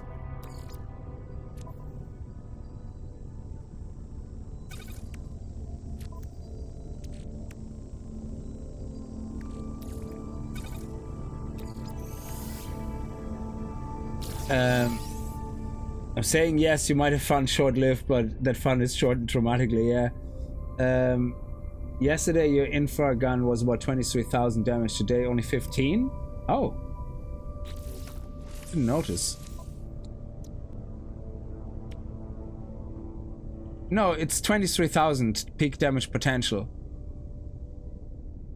Shielded obviously is when I change the type, my energy type. So when I do this and I divert power to my shields, so when I have powers diverted to my shields, I guess that's what it means. That now I do only 16. Oh, actually, yeah, I don't know. Interesting. So if I press / again, balanced. So balanced is, so yeah, what does shielded mean? Oh, sorry, yeah. I do 23,000 damage to a ship when there's no shield, but I do 15,000 damage when there is a shield. Yeah. So if I put my balance into, or my energy into power, into weapons, I all of a sudden have 26,000 and 17,000. So I think balanced is fine. It's not the end of the world. So yeah, you do a little bit more damage, but I think we're doing a hell of a lot of damage without a lot of S-class upgrades already. Oh yeah, I'm gonna add 3 S-class modules, absolutely, yeah. So I'm just gonna go back to balanced. There you go. Yeah. Okay, so let's call the anomaly. Actually, I still want to get the.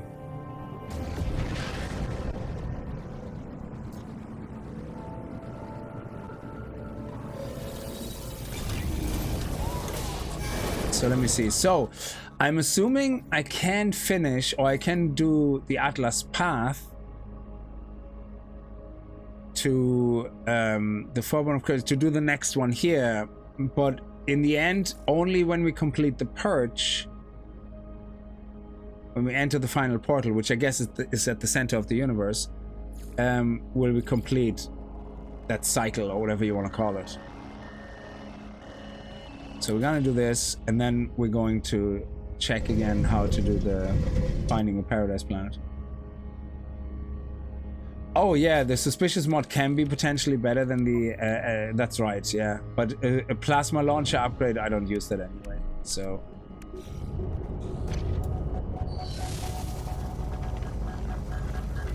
Also, this weekend, we're gonna do the Nexus quest again. And I think we're getting to the stage of the game now where I'm happy with my progress, that I can definitely open it up to people who want to join me.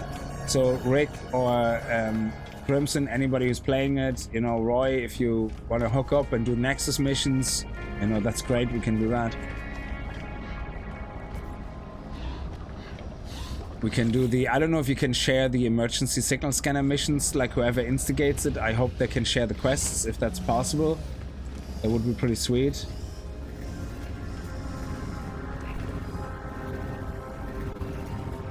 So, let me head over here. Oh yes, we got another row unlocked. Now, I need a lot more of these shields, so what I'm actually gonna do now is, I think... Do I have enough space? I think I have enough space. There's a lot of crap in here that I can probably sell or get rid of. All this we're gonna get rid of. So we have 2 rows. I think that's enough. I can get rid of that. I can minimize some things, so I'm not too worried. And once we do the living ship, we get 5 slots back anyway. This is stuff I'm gonna obviously move. So I think I'm gonna start unlocking slots here so I can get more shielding for temperature and stuff like that.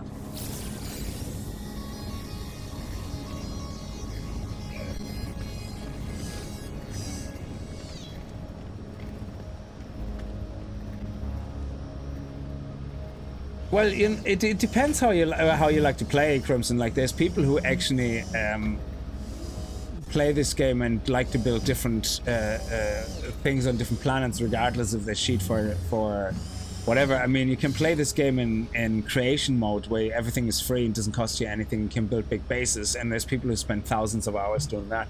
I think it depends on the person.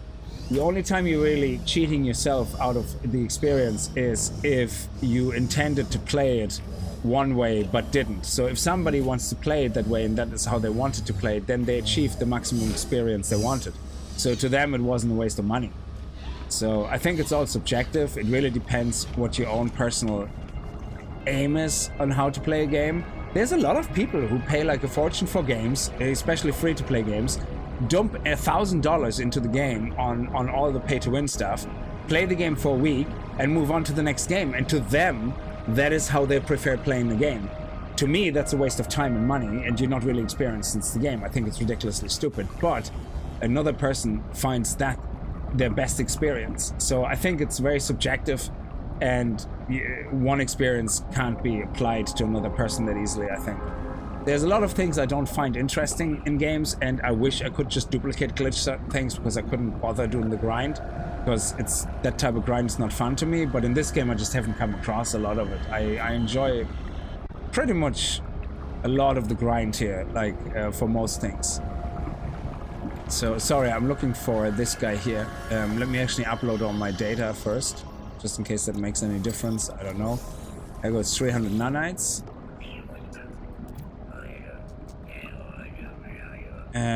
What does the storm crystal do? Exchange materials. Well, I think we did that last time. It gives us like 30 nanites or something, is it? Yeah, it gave us like 20 nanites. Yeah, it's actually not really good. Purchase upgrades. Oh yeah, transmit milestone data. That's what we want. So now we have 394 nanites. Let me purchase upgrades. It's actually very funny. I'm not saying you're like that, of course not, yeah? Oh yeah, cheated achievement progress. Yeah, that's also, I mean, if that's how people want to play it, then that's fine, you know? But what I find it funny, and when, and I'm not talking about you now, it's just something that triggered it, yeah? When, especially around the whole avowed controversy, nonsense on Reddit, yeah?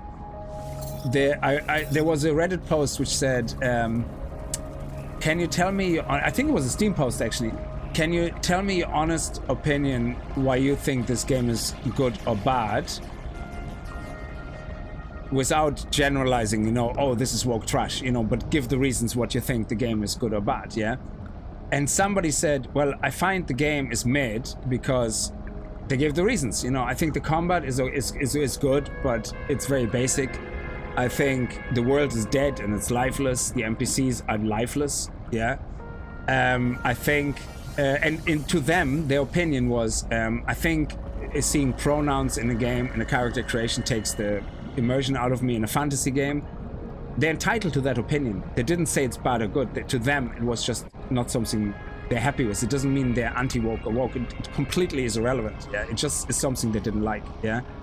And the person that asked the question, what is your opinion on the game, said in a reply, oh, they're very good points, except the pronoun thing, that's an invalid opinion. And I'm like, sorry, how can you tell another person that their opinion is invalid because you don't agree with it? That is the most, I don't know if narcissistic is the word. I don't know if that's the right word for it, but I think people like that are so full of themselves and so self-entitled that they think they can tell other people how to have their opinions. They don't deserve to be able to write threads on anything, because that is the problem. You know, if I ask somebody for an opinion, say, hey, tell me my favorite game, how do you like it? And they say, oh, I found this very boring, I found that very bland. Who am I to turn around and say, oh, your opinion is wrong? Surely they know best how they experience something. Like, it's like, you know, when did we get to the point where we can't even respect other people's opinions when they're genuinely describe the reasons for them why they didn't enjoy something? It's different if somebody says, oh, the game is trash. Well, that's not an opinion. That's like, you're just saying like, it's trash, but you're not giving any reasons. So clearly, in this case, I can't really take you seriously because you're not giving me anything to work with here, yeah? But if you're giving me reasons that you find the way they are valid for you, I can't turn around and say that's invalid, sorry. It's an opinion. It can't be invalid, you know? So yeah, I had to stop reading some of the forum posts that just drive me absolutely up the wall, you know, because people are so self-entitled that if you don't say something they agree with, they think your opinion doesn't matter and it's invalid. It's like, that's just trash, you know. Some people view games as escapism. Exactly, yeah, they play games to have a break from the real life. So I can see both sides of that argument, exactly. Yeah, to me, I saw it. I had a little giggle, you know, because I know it was to tick a box. To me, it's actually funny because I know the developers put it in to tick a box. But did it bother me? No, I don't give a shit. Now, it would be different if the moment I start the game, my character has to complete a quest chain of 20 missions on how to respect myself and my sexuality or something. I was like, fuck, that's not the game I want to play. Like, you know, dude, just fuck off, you know. But it's like, no, I just wouldn't play that game. You know, I wouldn't be interested in that because that's not why I bought that game. I bought it, you know, for the adventure and the magic and the fantasy and the story. But if it's something like that, I don't care. I just skip over it and go, yeah, cool, whatever, move on. Yeah, it doesn't require a whole post and, you know, like, oh, this game is terrible. It's like, no, it's not. You know, it's like, the game is made for 1,000 other reasons, you know. So anyway, let's go to the Atlas path. Sorry for sidetracking. It's just something that I remembered. I dislike how you scream like a girl at times. Yeah, exactly. It's like, who am I to say, sorry, you can't dislike that? You know, it's like, I can't change that. You know, if somebody feels that way, it's like, okay. It's like, you know, I can see why, you know, some people get annoyed that I have a face cam on, and it's a valid thing, you know? So, but there's nothing I can do about it. I'm not gonna turn it off, you know, and it's like, it's fine. And there's nothing I can say, you know, to change it. I can just say, okay. You'll just find a design for a hauler that I want. Just need to wait for the S-Class. It looks like a giant ugly bus. This game is great for sidetracking. So what happens now? I have all the cliffs. So what happens now?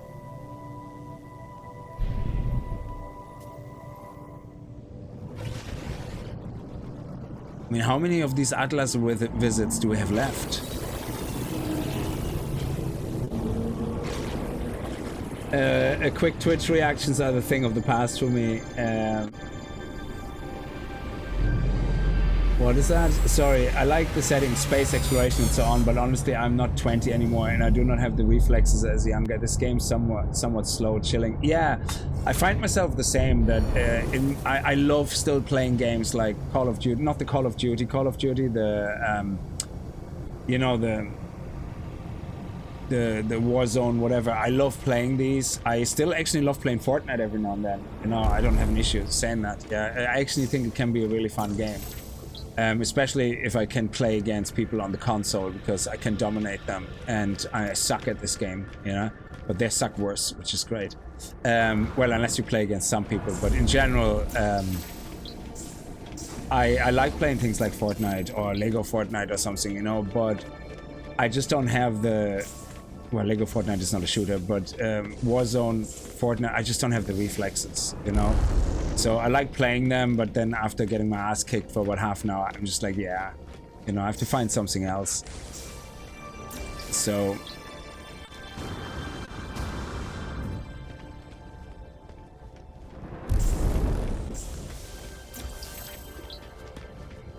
I end up playing, I love still playing shooter games, and I'm pretty sure Hunter of the Wilds will have some reflex techniques in boss fights that I'm gonna be completely terrible at and suck at, and Then I'm just gonna watch how somebody else plays Elden Ring or something and beats bosses with ease, barely moving, while I have a complete conniption fit and run around like a headless chicken going like, why does it keep hitting me? You know, but it is what it is, you know. So yeah, I prefer the single player shooter games usually because I can change the difficulty like Doom and stuff like that. That happens when you play League of Legends. I'm destroying another player. I always think this is probably someone very young. If they knew who was destroying them, they'd definitely stop playing. Oh, we surely have all the words nearly. How many words are we missing?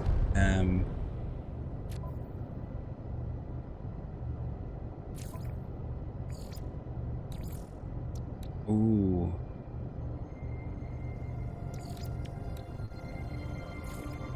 Oh.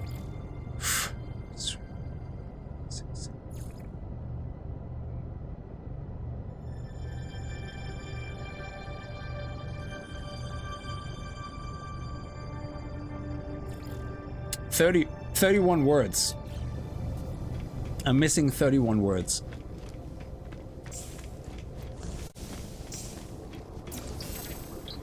So what happens if we get to the end of that Atlas Path quest chain and I haven't discovered all the words? That will be very irritating.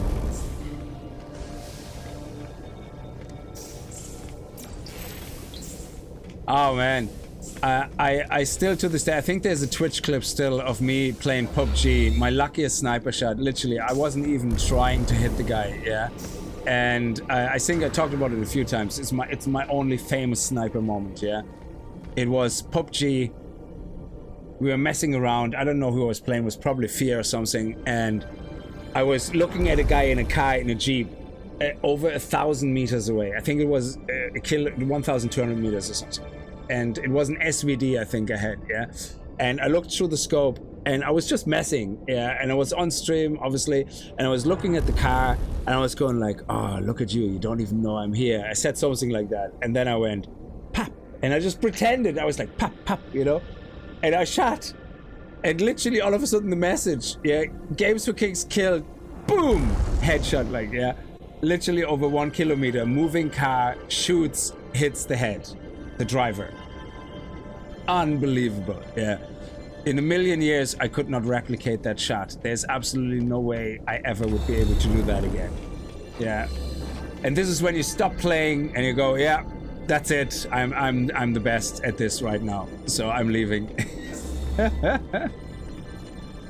Yeah, I saw your clips of you playing Call of Duty. Like, Jesus, you have like an epi fit. Like you play really well.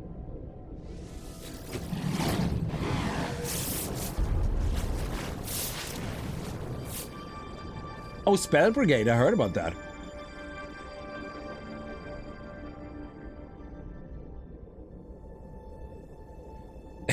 Atlas, yeah, if you don't know all the words, Atlas's final speech is just and you're like, okay. Do not turn away. Know our inescapable truth and despair. The final interface is revealed. The Atlas beckons. I'm elated, terrified, broken. I've come so very far. It wishes for me to obey. Yeah, of course. Let's go. I'm gifted power. I'm enslaved to the imitation of life. Okay. Assemble the Atlas seed. Okay.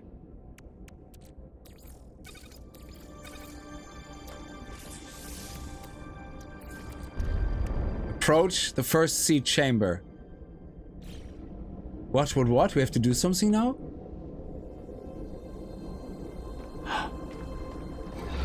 What? I'm scared right now. The secret to the universe is... Yeah. Nothing else to remember. Oh man, you know, Franco, did you ever watch The Living Dead and the Return? Not the... You know, when it got funnier, The Army of the Dead, yeah? That reminded me of that. Where your man is like, you gotta take the book and you gotta say... something like, scrotum, terotum, nasu or something, and Johan says, did you get it? And he says, yeah, so. No, you have to say it exactly. He's like, yeah, I got it. Yeah. And he takes the book and he goes, basically, Kickz, yeah, and he's like, surely that works, you know, nothing can go wrong now.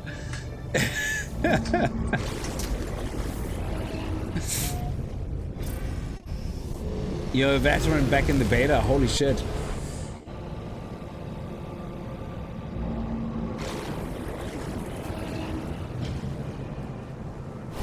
It's really fun if you like games. Oh, I love Vampire Survivor. Absolutely loved it. I was binging it for quite a while actually. I didn't unlock a lot of characters, but just at the time I was playing, I think I was playing for 3 or 4 days straight. It was crazy. So where are we going now with the Atlas? So now, Roy, tell me though, I'm not accidentally ending that cycle of the game, am I? Until I do the final portal. Yeah, so I'm assuming that is in the center of the universe or whatever, but I can complete these things here, I hope.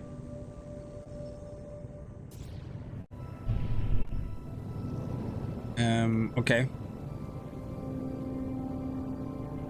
Oh, we also want to go into the space stations here.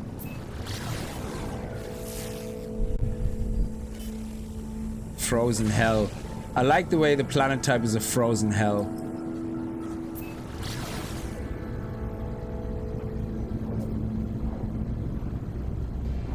Sorry, you can afterwards. So what do you mean? So I can complete the Atlas path fine and still continue playing the game and do my living ship and all that. Because I don't want to accidentally prematurely complete something. I will go out on a limb and say it isn't a paradise planet. Frozen hell. Well, it could be paradise to some, maybe. I don't know. It could be. Would it be a paradise planet to you? Maybe. I like the look. I like the color palette actually of this one. It's really sexy. I love this type of blue, turquoise, whatever you want to call it. Teal. Teal is a teal. Ooh, let's see what we have here. That looks average. Ugh, so average. Yeah, we're gonna upgrade this guy here. Oh yeah, it visually is broken again, but that's fine. We selected it, so there we go. Yeah. Oh yeah, let me see if you have any tech for my. No, that is the wrong. It's the wrong. It's the wrong. It's the wrong.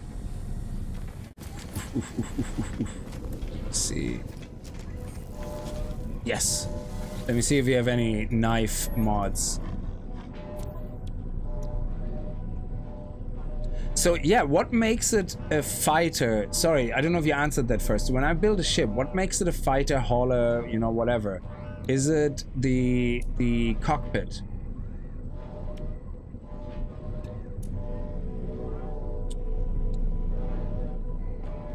Infra knife. C? Seriously? Infra knife is C?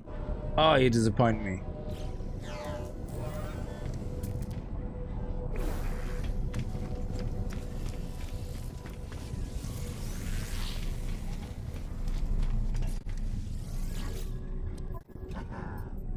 Ah, look at that. Nice. I love when I come across the current Explorers Guild because I can buy all that stuff. Which is great. Underwater protection. Yes! Exosuit expansion slot and launch thrust module. Do I need more launch thrust modules? Do I have room? I have 2 S-Class. I suppose I can have a 3rd one here. So, yeah, I suppose I could.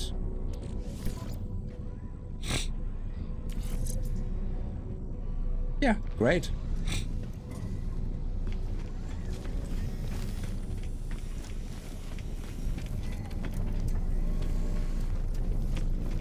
Sell the living water.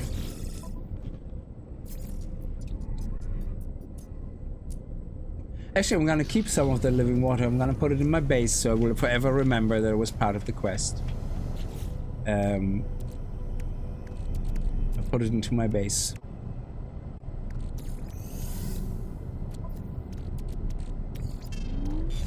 I'm gonna put that in my base. I'm gonna sell this though, and we're gonna do the extra mod. I also want to see if I can get an 11,000 or something scanner upgrade. They sell these. Oh, scanner module. Okay, let's see.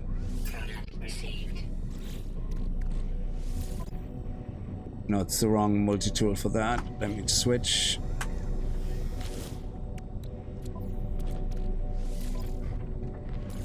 Okay, so this one is 6,000 and 7,000. Sucks because these ones are better. I have well, actually, let me see. This one is 6,000 flora and 6,600 fauna. This one is, yeah, definitely fauna is more important to me. 8, and this one is 7. Sorry, flora, fauna, 6 flora. Yeah. I think I need to get Scanner X modules. Scanner X modules, the you know, the blue ones, like they have a chance of getting 11,000 as the maximum percentage.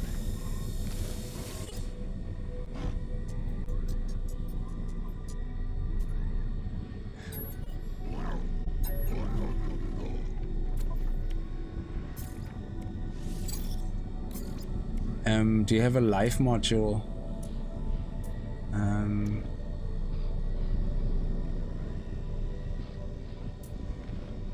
Life support A. Wait until I find an S. Okay, let's go.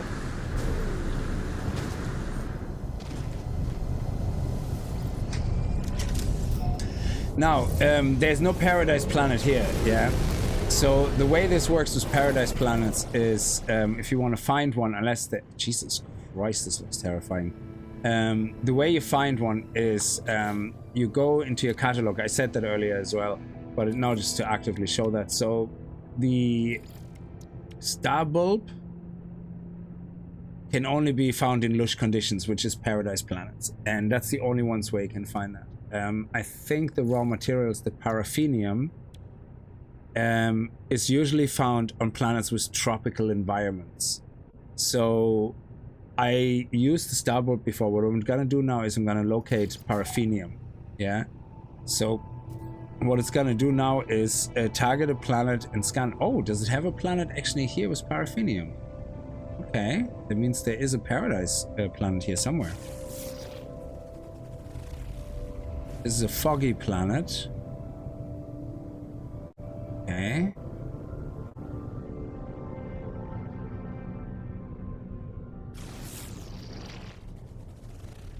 Life incompatible planet. Z1. Yeah, a viridescent planet. There you go. Wow. So there just happened to have been a paradise planet here. Oh yeah, of course. Viridescent. That's the... Oh, was the other one viridescent as well? We were on earlier. I think so.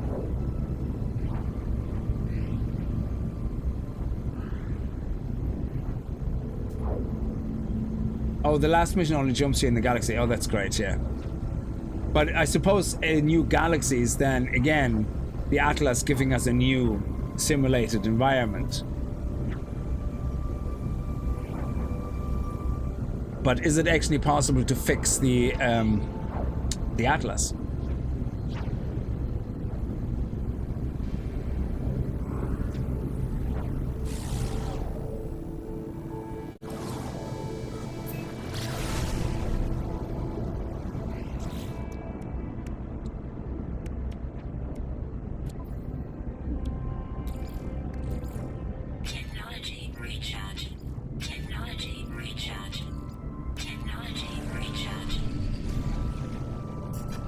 So this is a viridescent planet, and oh, there seems to be some water. We might be able to build something here and look for a crashed ship as well. So, but again, this is a paradise planet. So if you tell the game, hey, I need to find a paradise planet, I want to find a paradise planet, basically, let me find a planet with paraffinium or starbulb, I think these resources only exist on paradise planets. Now this one seems to also have a terrible atmosphere, but I could be wrong. Let's see if we land. Oh, boiling puddles. Ice. Oh, okay.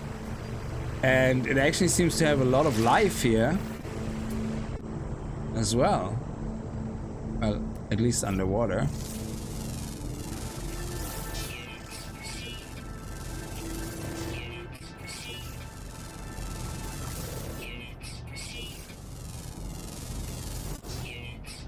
Yeah, 14 different creatures. Holy shit, if you scan them all, I bet you get like 5,000 nanites for free. Okay, let's do it.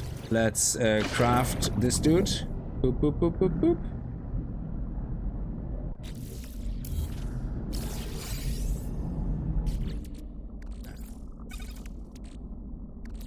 Actually, is there any salt? I want to have a little bit more salt here.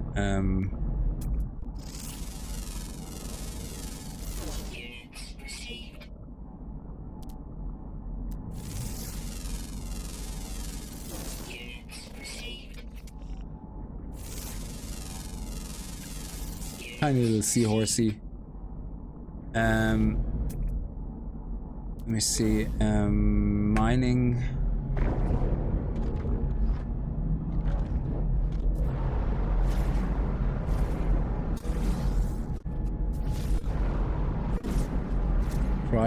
Phosphate. Salt. Nice. Okay. So the reason I wanted a little more salt is this. I'm gonna craft one more. Every time I build this stupid underwater thing, oh, I forgot about this. It puts these randomly here, so I'm gonna have to make sure I have at least one as a placeholder here, so it puts them always back in here.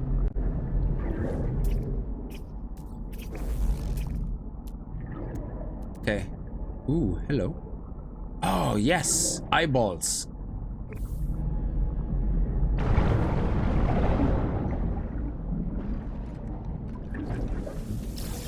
That was nice.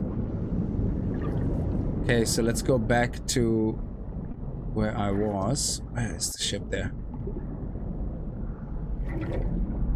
And let's use the scanner for a crashed ship. Okay, crashed ship detected. How far away is it? Oh, okay, way too far away.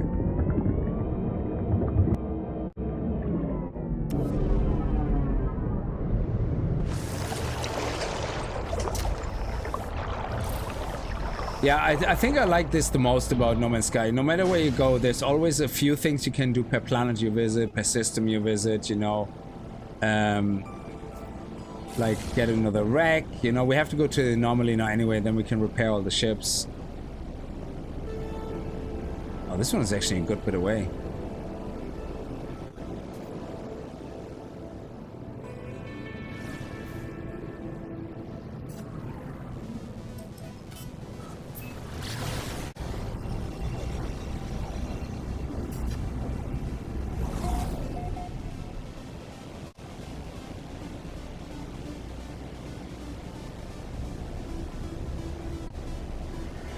So now that I started the settlement quest, when can I do the new the autophage quest? When does that start? How do I trigger that now? I finished the tower, by the way, as well in the settlement. So we have to go back to our settlement. I have put in my starter ship, I have unlocked a lot of the slots here and a lot of these slots. So I have 4 slots here, so I'm gonna unlock all these as well. So I'm still in the process of it's just flipping ships to get these augments. Yeah, so I don't want to focus on that every time, so I do it a little bit every time we stream, like between streams, if I can find a good system. Let me see if there's anything nice to scan here. No more creatures. Okay. And where's the ship? There. Ooh, it's a shuttle. What type of shuttle do we have here? It looks very average again, color scheme wise. I would say this is a C or a B class again. Let's see if we can get a multi-tool or something. Ooh, hello there.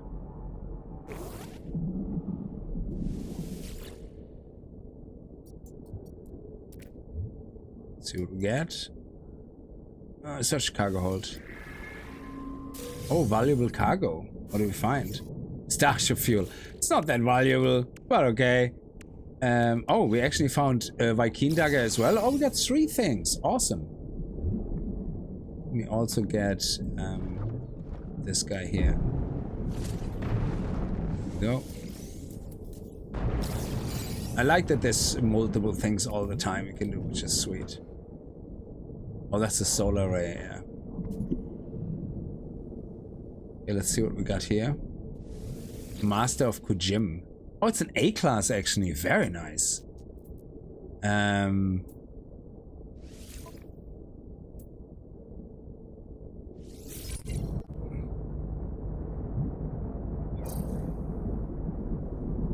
we go. There's my other ship. Technology recharge. Technology recharge. Oh yeah, we want to obviously see. It might not work. I don't think it ever worked, but of course I want to see if we can immediately get another location. There might be another ship nearby, who knows? No, why would I not try at least?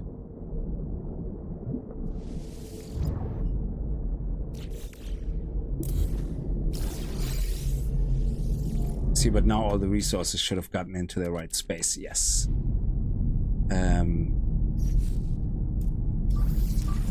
No nearby building located. Okay.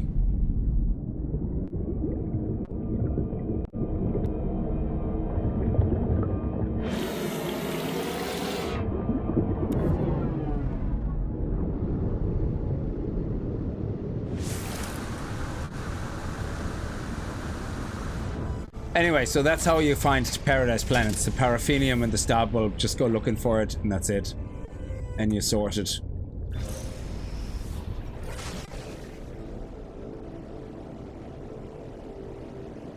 So let's call the anomaly. Let's actually get rid of that quest. We don't need it anymore. Abandoned search.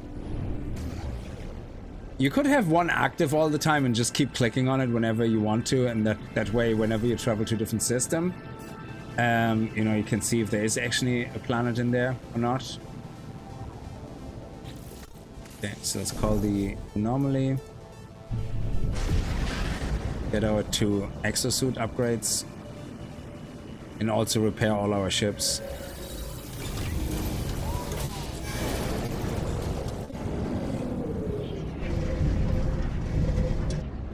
So you found that with rescued ships, you have to free up the slots to get proper value for it.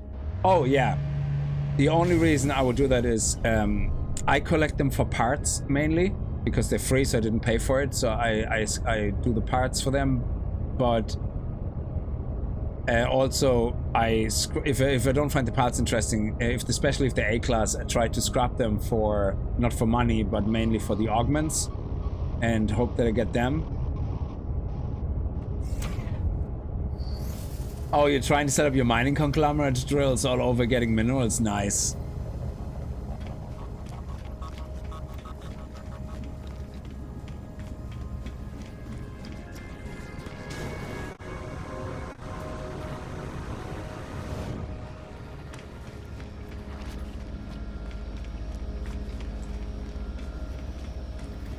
Let's see what we have on multi-tool here.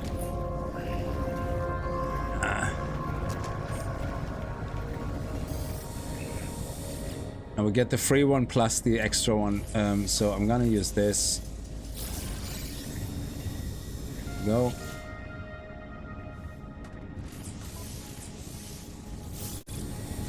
Okay, let me just move some things around. So, the Let me put the single stuff over here for now.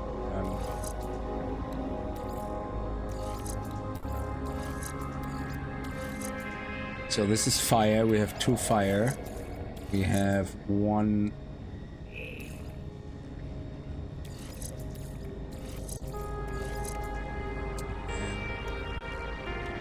We have the radiation here. The underwater. They can go separate, so we can have them here, no problem. They're fine, or even here. And we have these 4 here, so who do I want in here? I don't know. I suppose you can swap that around whenever we... actually, I think it's 4 slots each. So we have to move them around a little bit. A general hazard protection probably should go in here, to be honest. Yeah, 25%, because that's general hazard. And then we can move...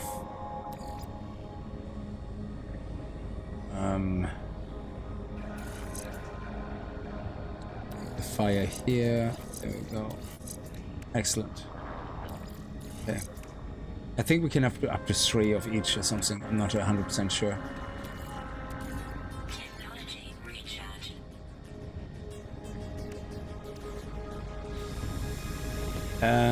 Unless you did not finish the Atlas storyline and install the final item Starseed, first jump to another galaxy or through a black hole, it will inflict significant damage. This last item protects you 100%.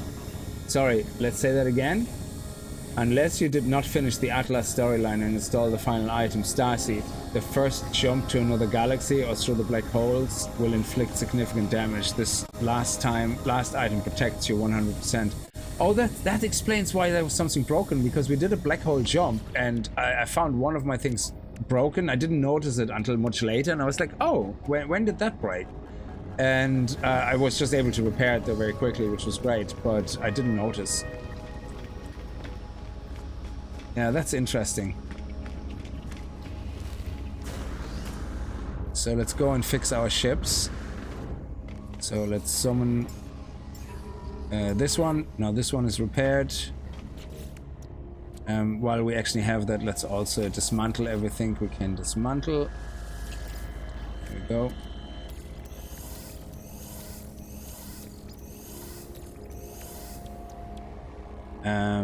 Let's go and get the next one. That's the exotic. That's the sentinel. There we go. That's the hauler we just found.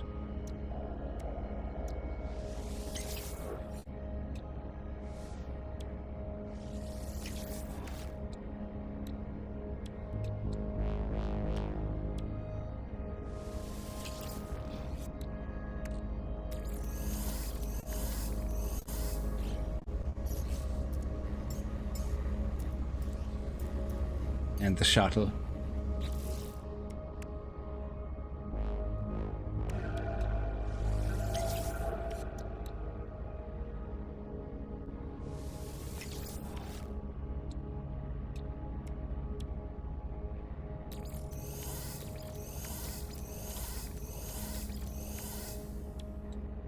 Yeah, I don't want to repair all of these things. I really couldn't be bothered, to be honest. And I suppose the only thing you want to really repair to increase the value is the cargo slots, but you need chlorine for that. Platinum, maybe it is worth it. I mean, we could repair a few just to see how much, like, okay, let's, so the value of this, let me do it with the hauler, because the hauler is worth more. So if I go back to the hauler, let me see how the value increases, because I think it's the cargo slots. So if I go the hauler is worth right now 9.7 million. If I fix that, that's one slot. It's still 9.7 million.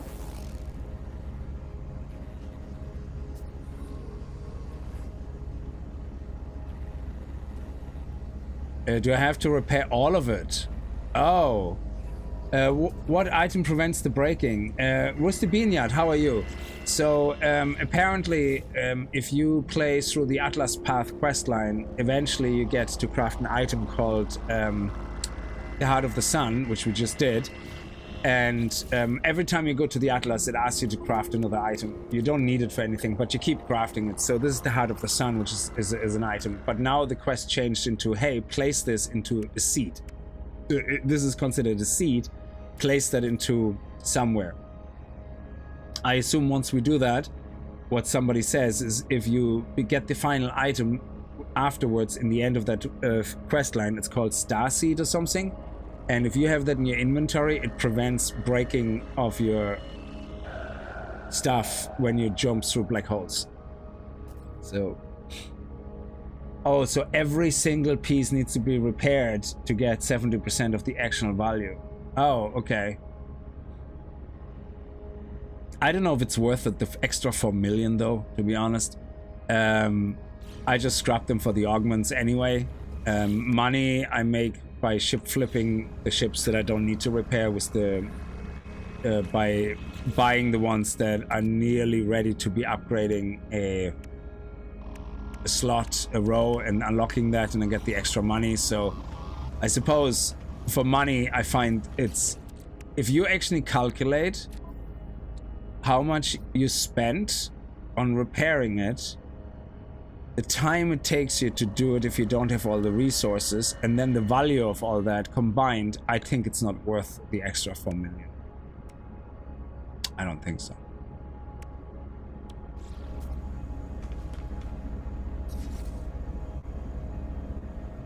Oh, you got 0. Maybe you get only augments when you have them fully repaired as well. I don't know. I have no idea.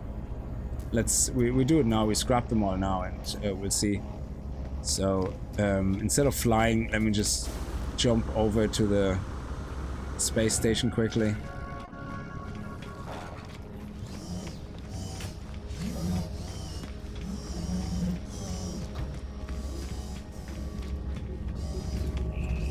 Oh, you get 0 augments even from fully repaired. Maybe it's just unlucky. I don't know. We'll see. It could be that the ones you find, you just don't get anything. Yeah.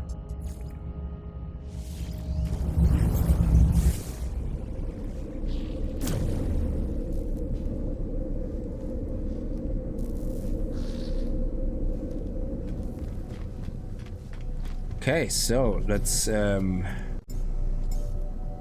call this bad boy. That's a B class. I wouldn't expect to get anything from that anyway. Currently, I have 6 augments.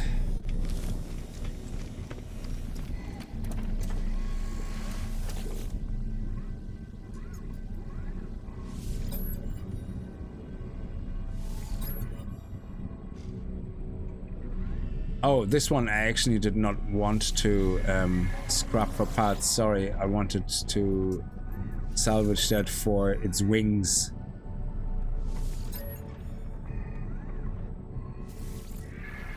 I think they're the circular ones. Let me see. Is it the circle? Yes. Awesome. Okay, so next ship, call the Hauler. The Hauler is an A class, I think. Oh no, the Hauler is a C class actually. Yeah, that's even worse. So we just want the cockpit of that as well.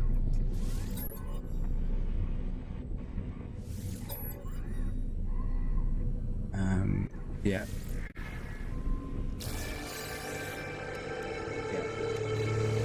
And then the last ship is the A class, I think. Yeah.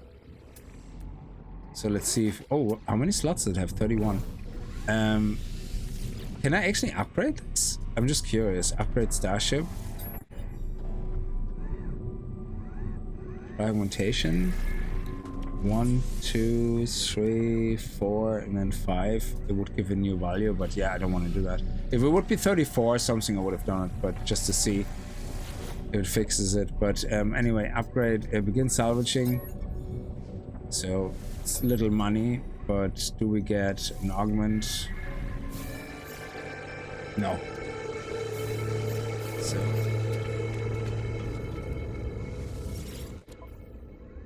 And shuttles, by the way, you can't extract components anyway, because you can't build shuttles.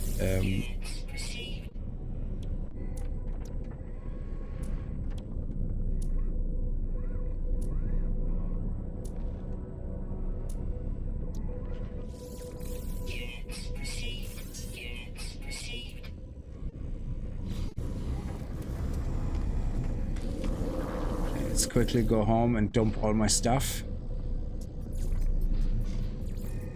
Oh, yes.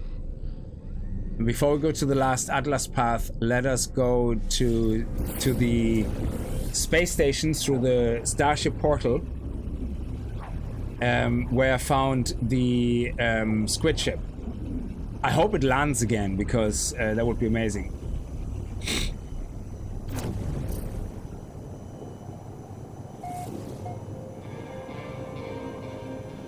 Oh, use the scrap ship? Yeah, so if you do the black hole jumps or anything, yeah, you're right. Oh, I went to here for some reason. That's not where I wanted to go, but okay. Sorry, this is the settlement. While we're here, I suppose... I don't think... Is there any more settlement? Manage your settlement. Okay, might as well do it. Again, this game, it's all over the place. Yeah, you do a little bit of everything all the time. That's why I love it. So we're just working our settlement. I'm still trying to trigger the out-of-phage quest, which I believe is something that triggers after we finish the settlement part or something. I have no idea. So let me see what I have to do next. Manage your settlement. Use the administration tool. Settlement status can be seen from its central interface. Yeah, daily collection surplus. Okay. So currently our settlement is not doing a lot of profit. So we have 162 production. Our maintenance cost is ridiculously high. We're making a loss, and this is currently our debt. Yeah. Settlement is in debt. Clear debts to restore production. How do I clear debt? Actually, how do I clear debt? I don't know how to clear debt. Oh, reduce debt by constructing buildings and investing in settlement features. Oh, okay. So, fair enough. This is the stuff we have to somehow get rid of if we can. I have no idea. Let's see. So there is a dispute going on. Let's resolve it. Geologist entity marker pin. Unknown outcome. Liquidator. Blah, blah, blah. Geologist has lost their antique serving unit. They insist Liquidator is behind the loss, having recently acquired a similar item. Forensic analysis reveals microscopic scratches in its surface. The edges are faded, consistent with a pattern of long use. So in this case, and this is all the proof you ever get. There's no, oh, let's do this or this. So in my case, it's if the other guy says, hey, I got a new piece of equipment, it's probably not new, it's a used one, but it doesn't mean he didn't buy a proper used one from somebody that is not his. Yeah, but probably he might not be behind it, but he might have bought it unknowingly from someone that stole it from the geologist. Who knows? I mean, it's you don't know, you know? So... But I'm gonna go, and even if it's a bad consequence, I'm gonna go for the unknown outcome, because I think that's what it is.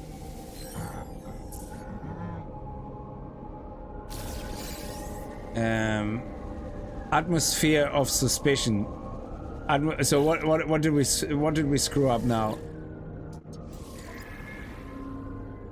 Oh, atmosphere of suspicion reduces citizens' happiness.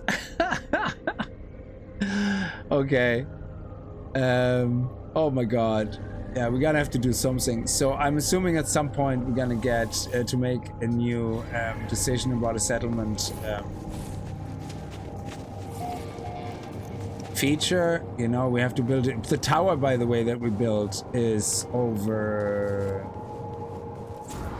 here. That's the tower we built last. I just finished it. I had to go back and do the 1 hour thing once more after that. And I don't think we can access the tower, but that's the tower we built anyway. Settlement status. Citizens preparing proposal. New citizens proposal arrive in 17 minutes. Okay, so now that we have the time, let's go to our portal. And go to our base, dump everything.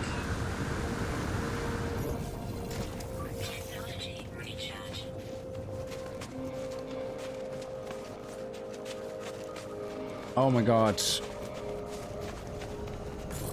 we go.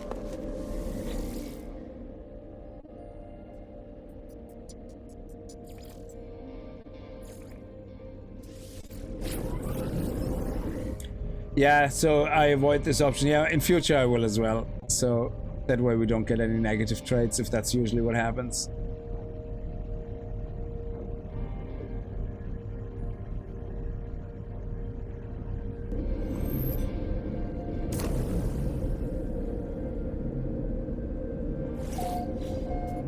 Okay, let me dump everything into my storage.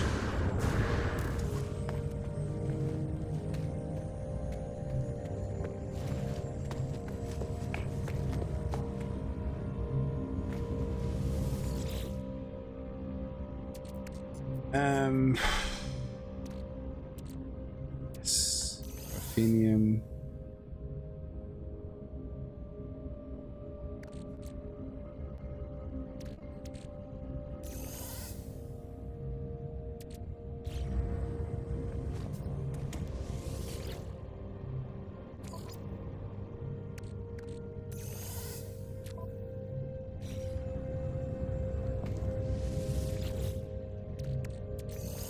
So that's the amount of ship components I have. This is wings, cockpit.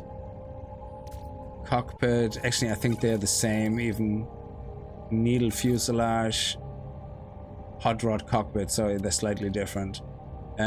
These ones are engines, engine. Oh no, this is a wing actually. I think wings, engine. Maybe I do them this way around. And this one is a cockpit.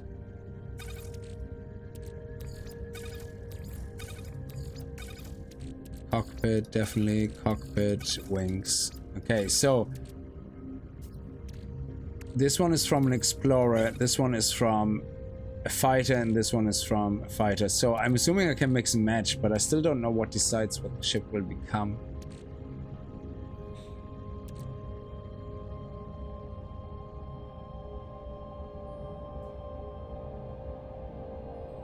Anyway, and we have all this that we have to get rid of as well.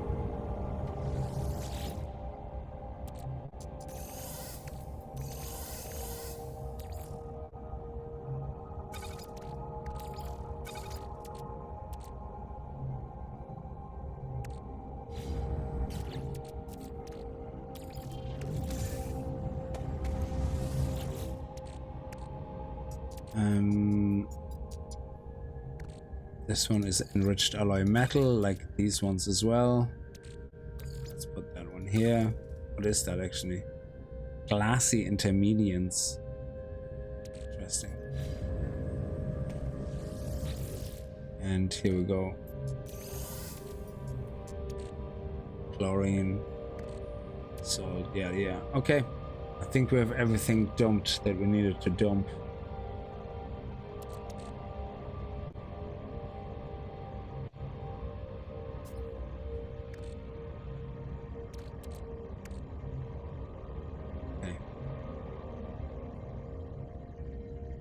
Oh yeah, this stuff here is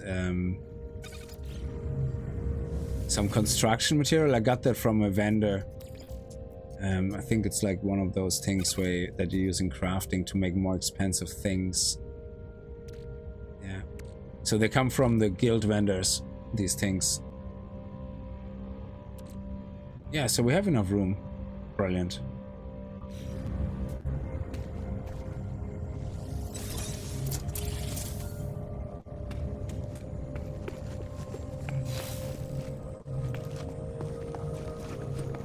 So now let's go to the portal. I just have to get the coordinates.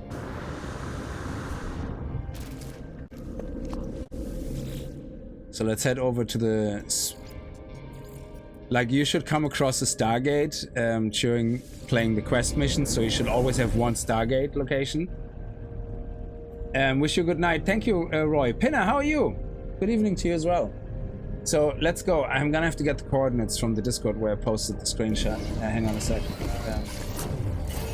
Because I thought it was a living ship, but it wasn't. So, but it's still a squid ship, and I don't have any, so I might as well get this one. Let me see where I did put it. It's the multi-tool one. It's the actual living ship that we got in the... Okay, here we go, here we go. I got the coordinates. Okay, so let me open this browser. Okay. Right, so. Oh shit, this gives me a fright every time.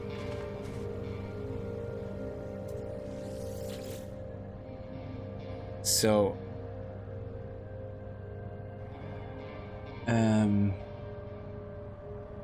it's the bird, I think.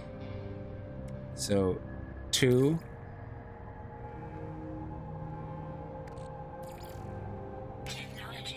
Oh, how do I do 2 birds?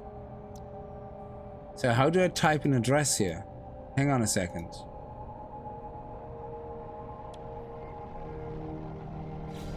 How do I type this address? I don't know. I don't understand.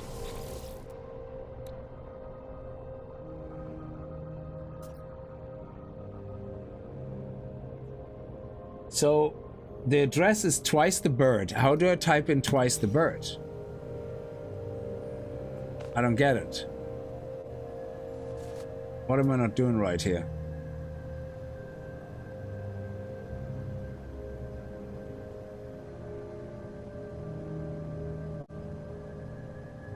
Oh, 2 different slots. So can I change?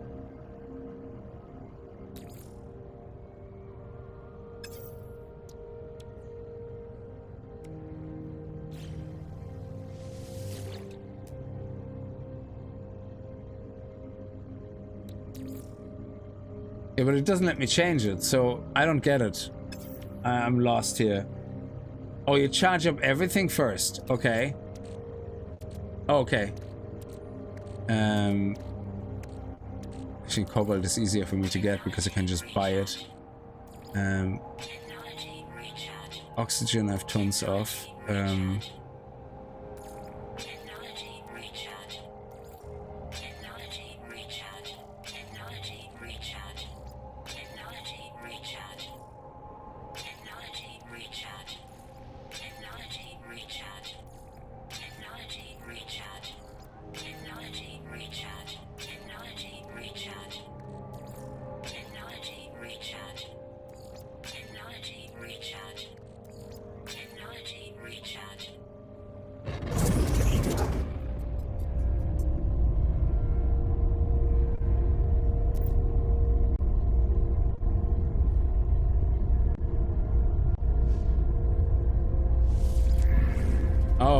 Okay. Excellent. Okay. So it's birdie, then whatever looks like a ship. Oh, then some type of whale or something. Let me see. This one, space whale. Then a triangle. And the praying mantis here. Okay. Then the tippy tent. Oh, did I do it right? Triangle, praying mantis, tippy tent. Triangle. Birdie. Ship. Light bulb or weather balloon. Hot air balloon. This one. And then flutterby. No, not flutterby. It's the one that looks like... No, it's not this one either. Is it this one? I think it's this one. Oh, sad face. Okay, that's it. It's a system I already uncovered. I just couldn't remember the stupid name of the system.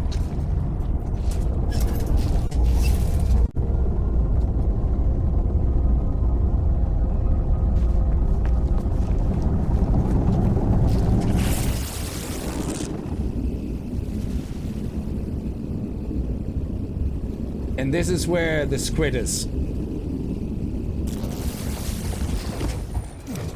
Oh, you have to charge in order to unlock. Yeah, so August. The system is called August. There you go. And the address you saw me type in is the address, all right. It looks pretty cool, actually. Wow, look at that. That is amazing looking. It's a forsaken planet, though, we're on. This planet is... wow.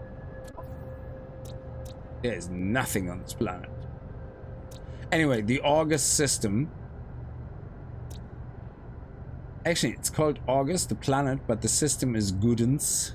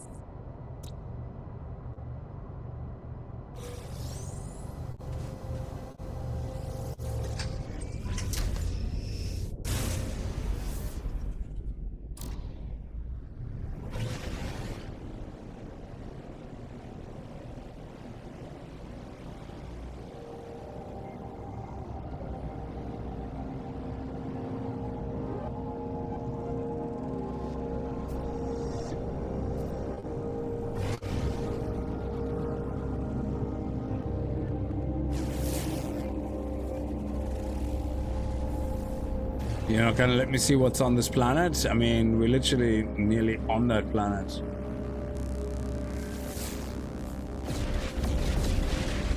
Incandescent planet. Ooh.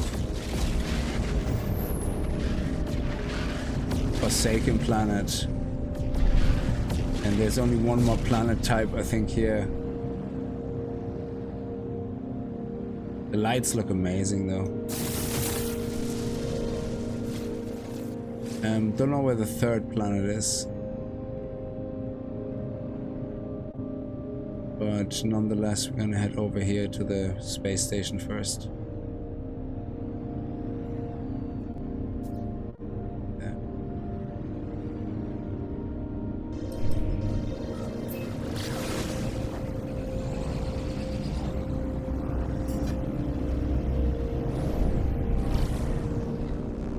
Where's the other planet?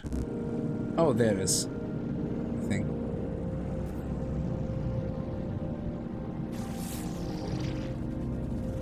Oh, it's an Arctic planet. So, yeah, the whole system here is not very nice.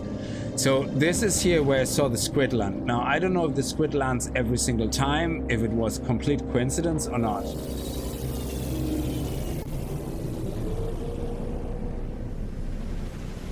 So, let me see, it was red. We'll go back to Discord. Yeah, that's the one. Perfect. So, let's see. So let's see if the squid shows up by itself, or if I have to do the whole reload thing. Also, I might as well see if I have... this was one of the first systems I traveled through. So, I might as well see... oh, excellent! Oh, yes, and yes, yes. Free, and free, and free. Nice.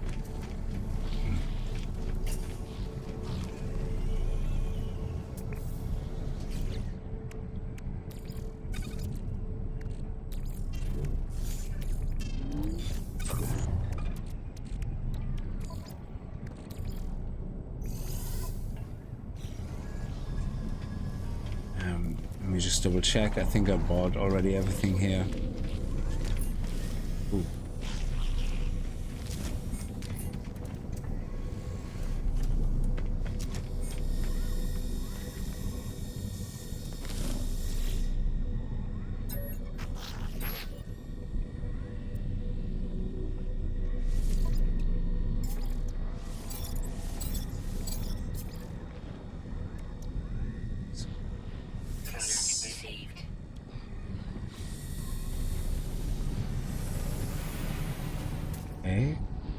A31. We have an A36.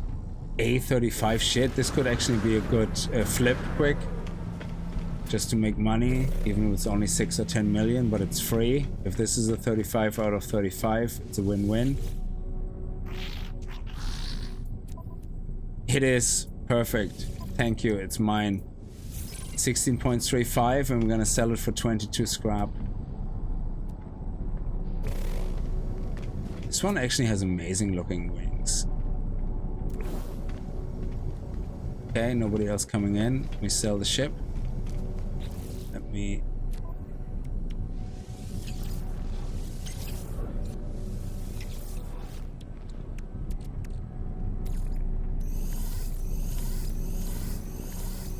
anything else come in? No.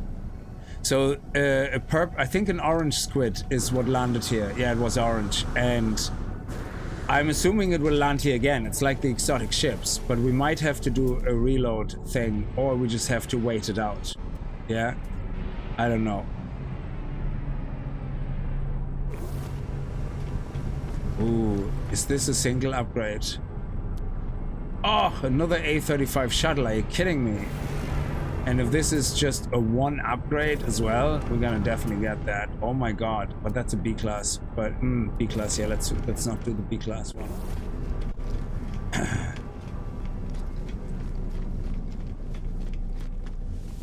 Let me see. Oh wow, this is crazy. The amount of luck we're having with this is an amazing system. And another, oh, that's the other one I bought, yeah.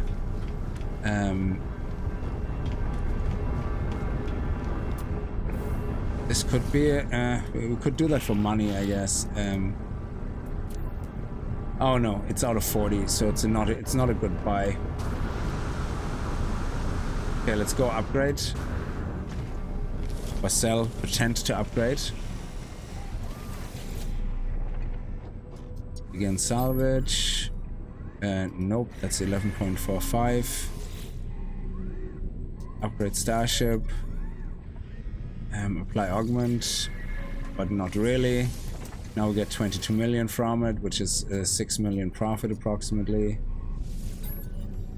There we go.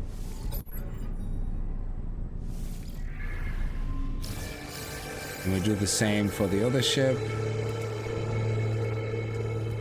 It always goes back to this one. I have to always manually go into the other ships. This one is...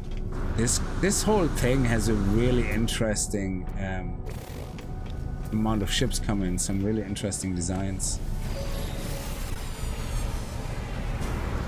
Okay, this is a shuttle. So, I hope it's like the exotics, because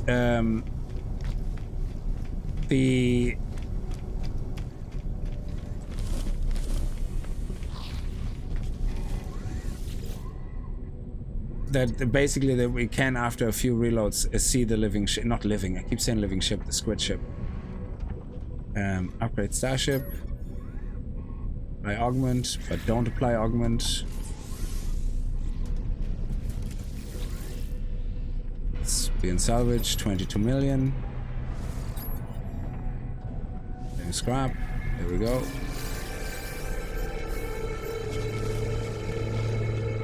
Oh, it's not here. It's still not here. Oh, there's another 35 hauler. See.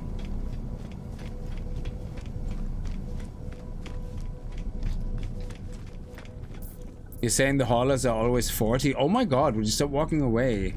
Like, you're so rude. Typical gag. Yeah, it's always 40, yeah, I suppose. So you want 44, 45.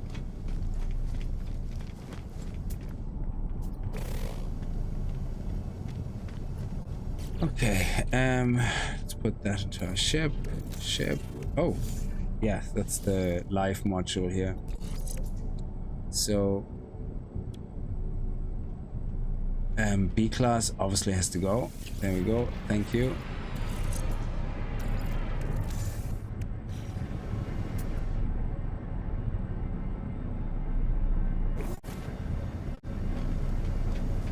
Yeah, I'm gonna do the reload now. And then hopefully we see the squid ship come in.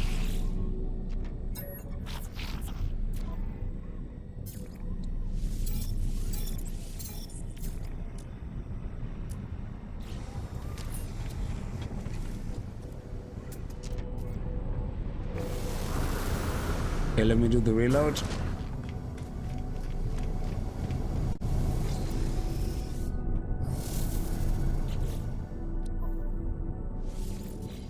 Okay, so let's fingers crossed we get the squid ship again to show up.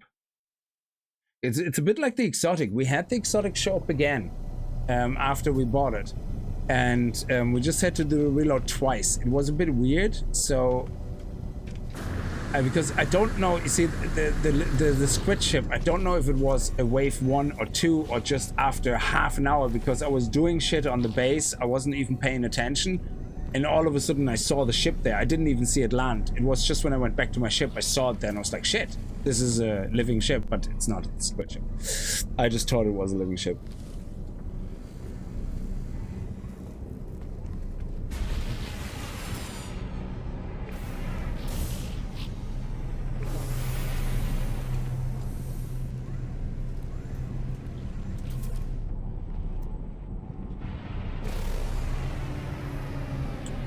Definitely a very busy first wave.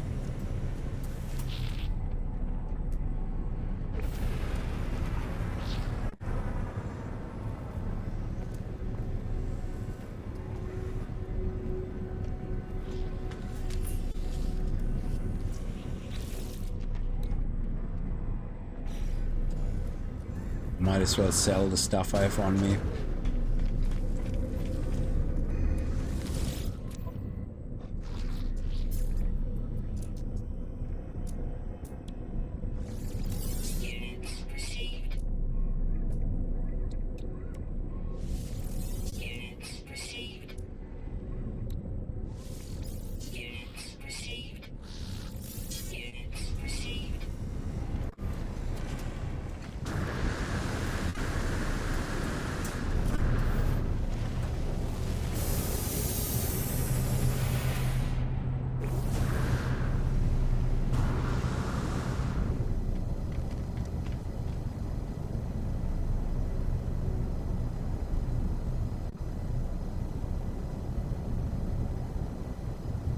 Reminds me of when I saw my first exotic. I was walking away from the landing zone and I heard a different sound.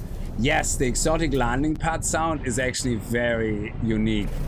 It has that kind of hissing, very distinct, brighter sound. It is amazing. And once you identify it very subconsciously, I still can't really hear the difference unless I pay really attention to it. But once you can hear it just by not even paying attention to it, it's very exciting. When you go somewhere on a station, do something, all of a sudden you hear that noise and you're like, fuck, that's an exotic. I think these ones can have up to 30 slots minimum, the Explorers. So this could be a 29 out of 30.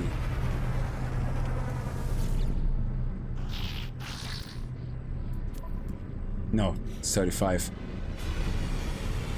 Okay, we have a hauler here showing up. Another hauler here.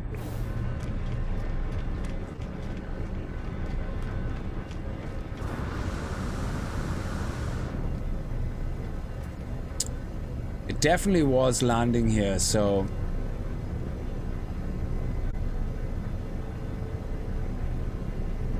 Oh, it's the exotics that can have 30. Oh, okay.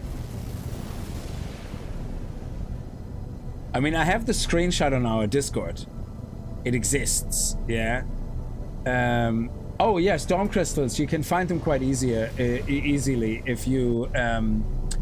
Well, I think also if you go to the catalog, you might be able to select them from here. So if you go to raw materials, I don't know if they're here in the raw materials. No, raw material core. Crafting components, no. Exotic goods. Yeah, so once you have any storm crystal ever picked up, you can select that. And oh, pin unavailable. Item is never crafted. Oh, okay, sorry, I thought you could select it. Anyway, if you go to any planet that has activated resources like activated copper, activated thing with storm, that's where you get those crystals. It has to be an activated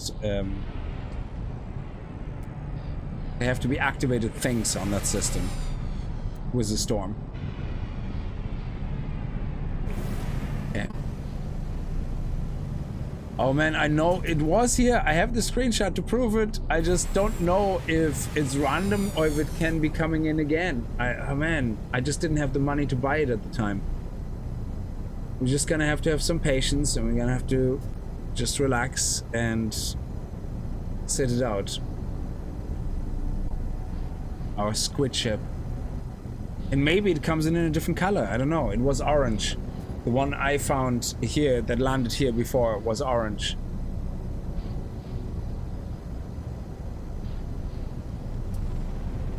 So, what type of ship is the squid ship? Is it a fighter? Is it a shuttle? Is it, or does it have a subtype like the exotic, where a squid ship could be a fighter, it could be a shuttle, it could be whatever, an explorer?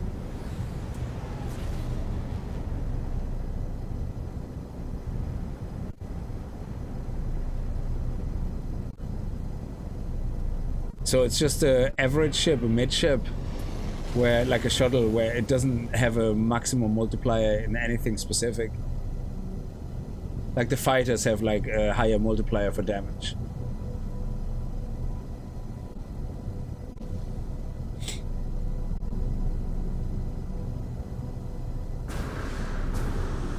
See, I'm doing my exercises, Crimson. I don't know why I'm so fat. I'm doing squats, you know.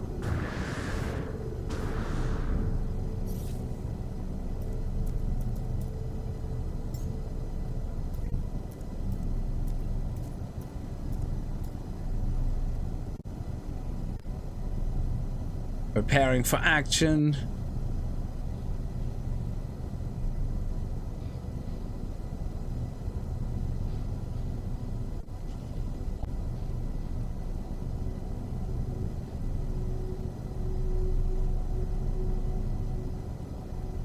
How do you know it was an explorer squid ship? Does it say it? If it's does it mention, show it the subtype or something? Or does it just have a type, the explorer, the squid ship? So it's just a skin then, is it?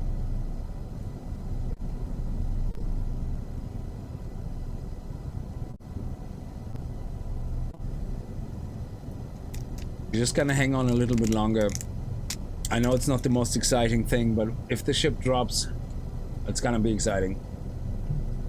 It's definitely here, so you have the address, you know, you can do it yourself. If you go to the planet, if you go to the address through your Stargate and you come here, there's definitely a squid ship here. I just don't know how you can trigger it, if it's like really rare to land here, if it will always land here, never land here again. I have no idea.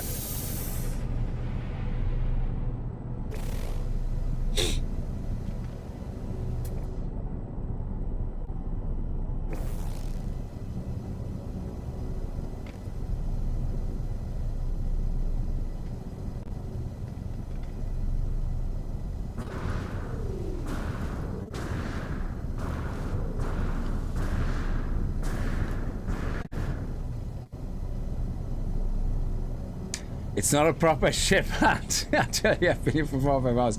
The exotic was funny. We waited for 3 or 4 waves and it didn't show up again after I bought it.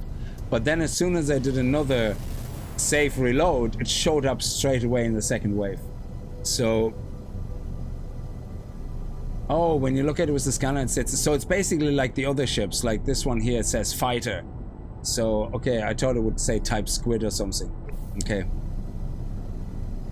What does my exotic say? Does it say anything, actually? No, it just says exotic. So this one... damage potential is 308. So is this a fighter exotic? Or is that a... what is that? You know, I don't know.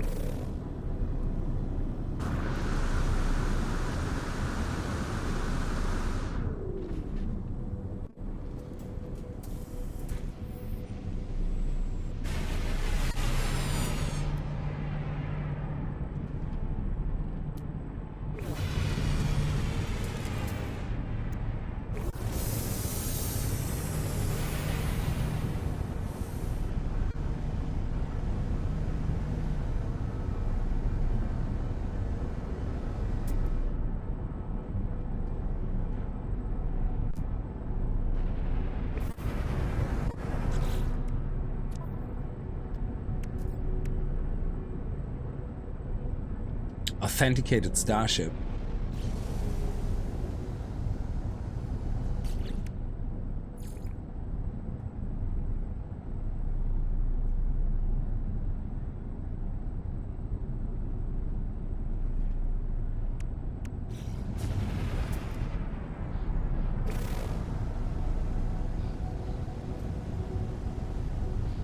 Oh man, I just wish I could remember how long I was waiting the first time, because I came to this here. I think it landed pretty quick, because all I really did at the time in these stations in the beginning of the game was land here, do a couple of things like wait for 1 or 2 waves, sell a ship. I think I waited 1 or 2 waves. Oh wow, look at this guy. He looks so amazing. I love the color scheme. Oh, you sexy beast. I love those wings. I loved everything about this ship. That's actually a really nice color scheme. Adachi Pioneer the 8th. Stephen, how are you?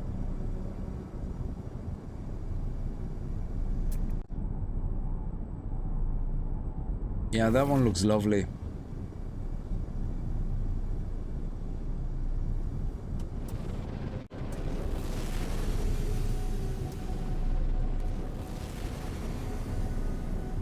Oh, that's great.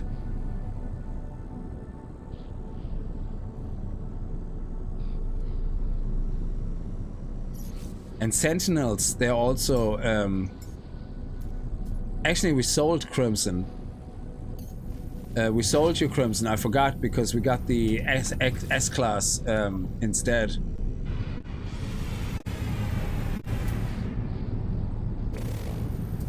Oh, there it is! Yes!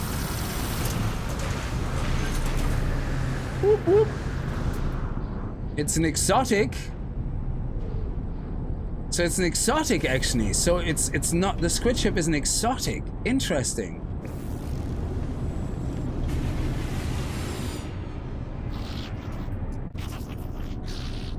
I'm just an object to you. Yes, you were. Make an offer on the Lifeform Starship. Yes. There we go. Look at that. Beautiful. It's so full packed of stuff. Of space. By 33 million. Yes.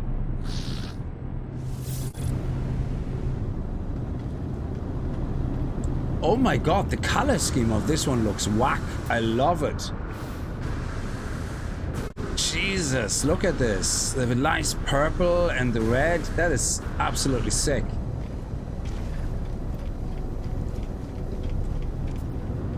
Oh man. Let's see. Let's give it a little test spin.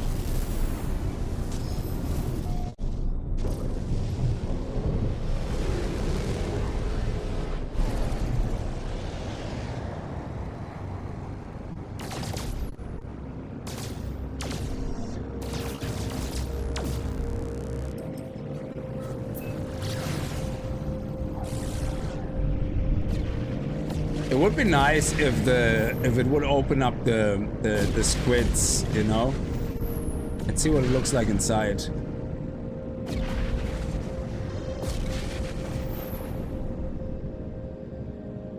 Nice, very clean.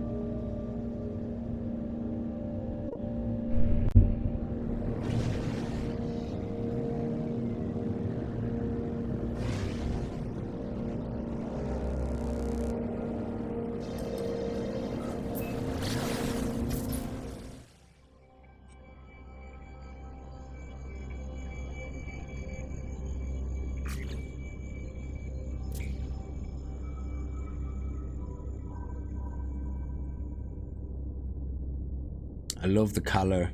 It's going from a purple into an orange. I really wish it would open them up somehow. That would be so amazing. But we have our screenshot. So I think that was worth the wait. I hope you didn't get too bored waiting for that. I didn't realize it wasn't exotic. I thought it would be another type or something.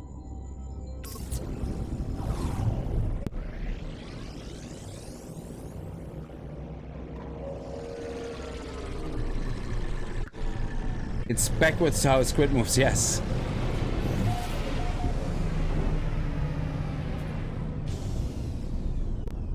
Okay, so let me actually just see the other exotic I have. Yeah, I think that opens up actually, just to give that a little... I think that one opens its wings or something. Let me actually just see. It does the little wings in the bottom.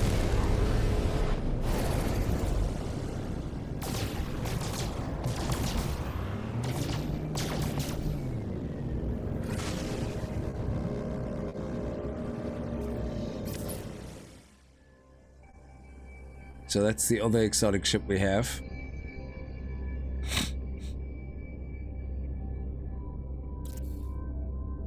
Oh, it actually is 3 suns. That's the suns. That's amazing.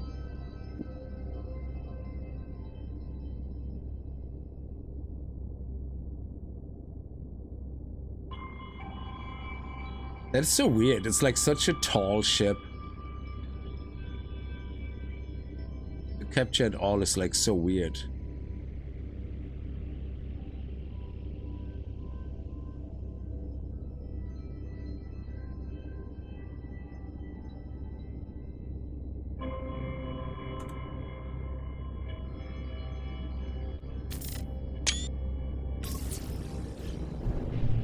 And how does it go into super speed? I thought it would go sideways or something.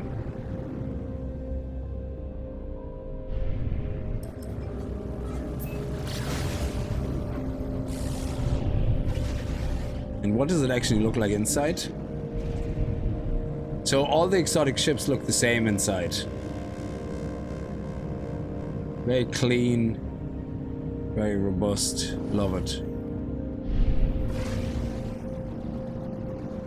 But isn't there an exotic which looks similar to this, but it moves the wings sideways when it flies? And then it moves it up or something when it lands?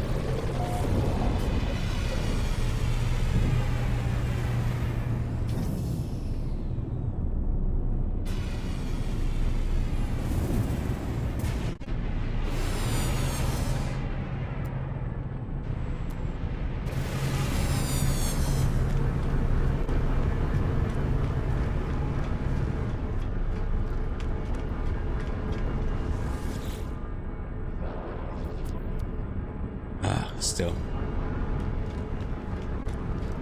Anyway, that was very exciting. We have this done, so we have the ship now, which is great. I need to get a freighter so I can store ships, because I think I'm running out of space on ships. So we have 1, 2, 3. Well, we have 4. We have 4 ships. A Sentinel, our normal ship, and oh yeah, we have to rename this one now.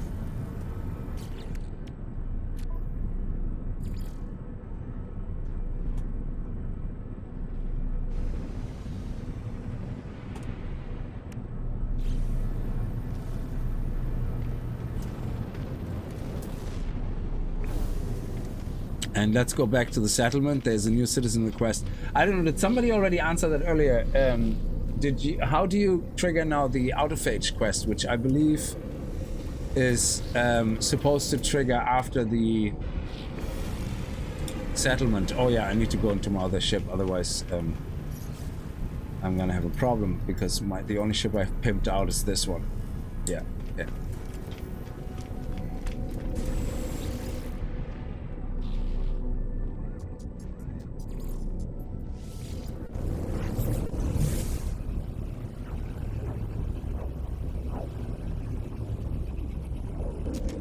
So that's great, we have 2 exotic ships now.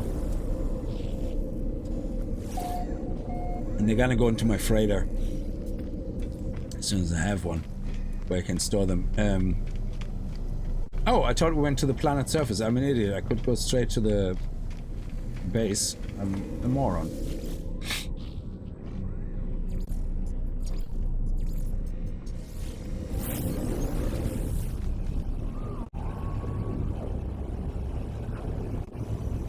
Oh, I can't destroy Artemis' ship. I think, you see, the thing is, all the other ships I can get again if you just go to the system, but Artemis' ship is unique.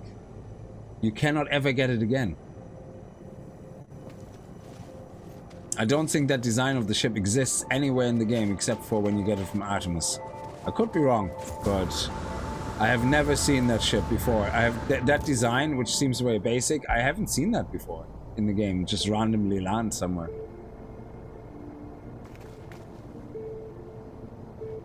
If I would see it land again somewhere, I would say fair enough, I sell it. But I think otherwise, the multi-tool that I start with in the ship is like, you know, that's the heritage. It's like, that's how it all began.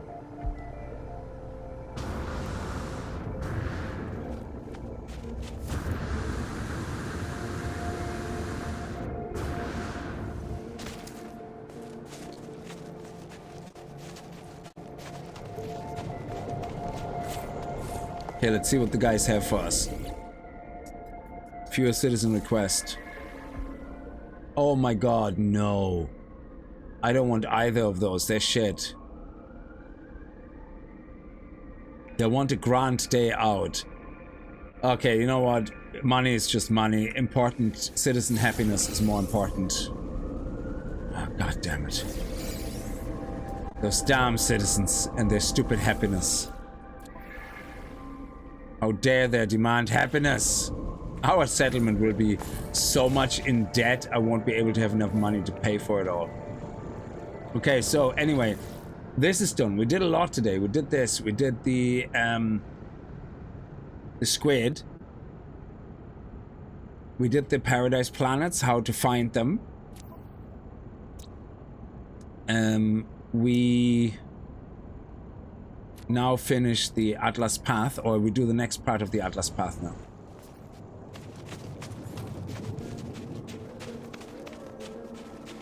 And where's my ship? Over here.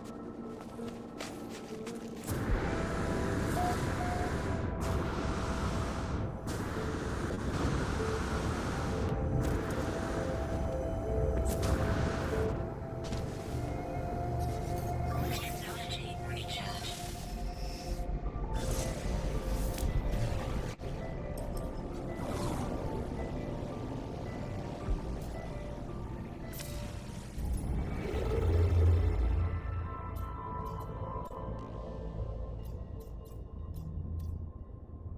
It's a new system as well.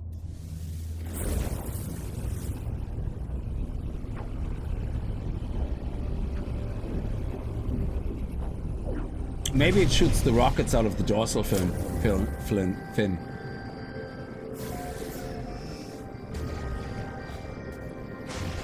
So the next unique ship we're gonna get is our squid, our living ship. So then we have the living ship as well.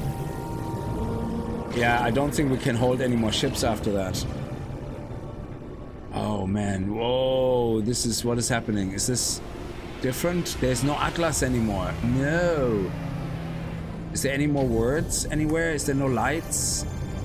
No lights, no words. Oh.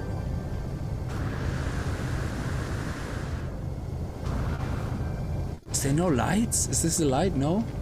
No more words. No more learning words. No. We're still missing about 30 words.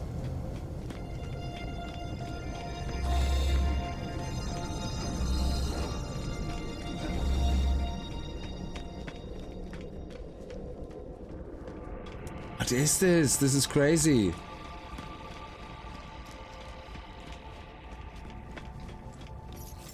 Technology recharge. Jesus. I didn't sign up for that exercise, Crimson.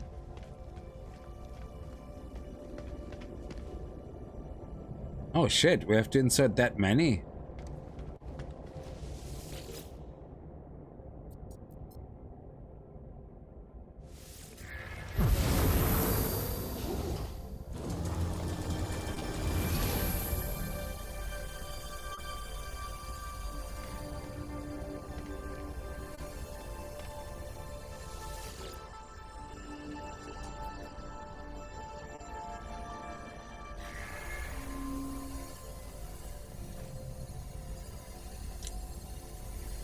What does the quest say?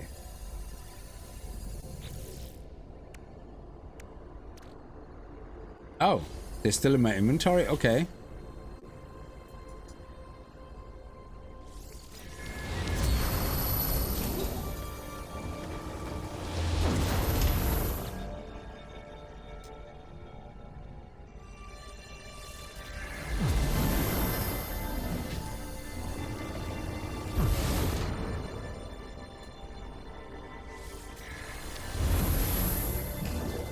Is it all the things that I went through to craft? Dawn's End, yeah, that's all the names of the things I had to craft.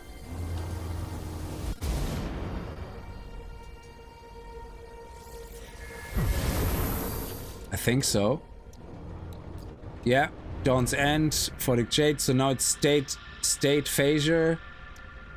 State phasure, reclaimed Novad, modified quantum. Yeah, state phasure, told you. Quantum. Oh, Nova reclaim and then something quantum.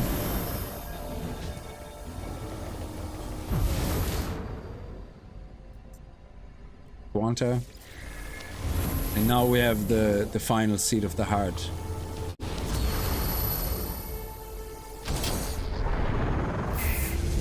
Clarity, truth. I would like to know the other two words. I stand at the interface of the Atlas. I stand at the forge of worlds. This is how it showed me what it was. This is how the Atlas shared the nature of its life, the working of its mind. It never required prayer, it never required worship. All that it asked of me, all that it ever wanted, was just input. I was just a user. I can feel the seeds, the hidden knowledge, gravitating towards the interface core. The void is meant to be filled, nothingness yearns for a soul. If I do this, a star will be born. If I do this, I will become more than I ever thought possible. Birth a new star. Hell yeah. There's nothing, and then there's everything. I see a star blaze to life within the void, the spread of life, planets, creatures to give it meaning. For a moment, I'm as the Atlas is. For a moment, I'm the creator of worlds. The fabric of time and space dance reveal to me black holes swarming from system to system. The Atlas screams.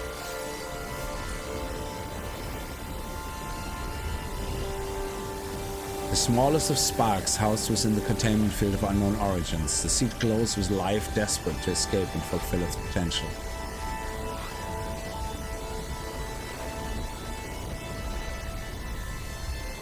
What the fuck? That looks amazing.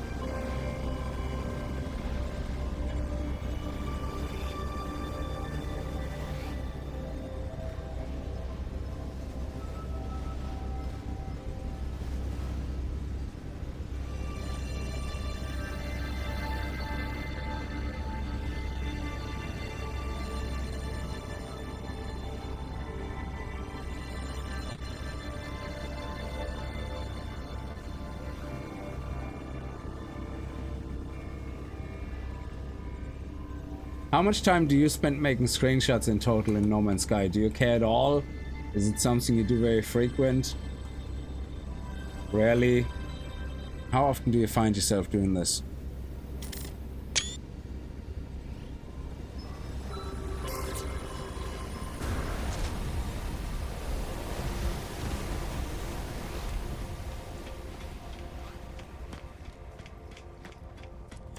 So now that is gone, I think let's craft the star seed, whatever that is.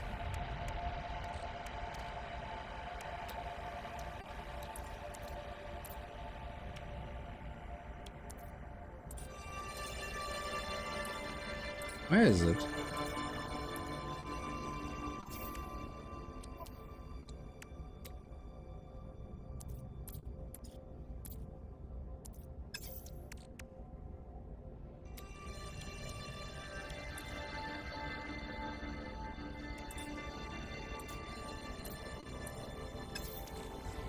Sorry, did I not get the recipe for the starseed? Where is it? Yeah, you can have only 6 ships in your inventory, but you can have 12 ships in something in the freighter, like in cold storage. Atlas Eternal. Find a wonder to show the Atlas. Wonders are a record of your discoveries. It can be found in the catalog.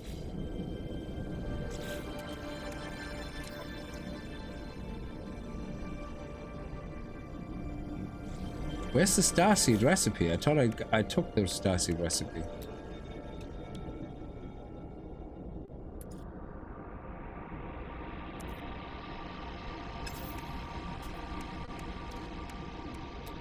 Oh, there it is. Technology installed.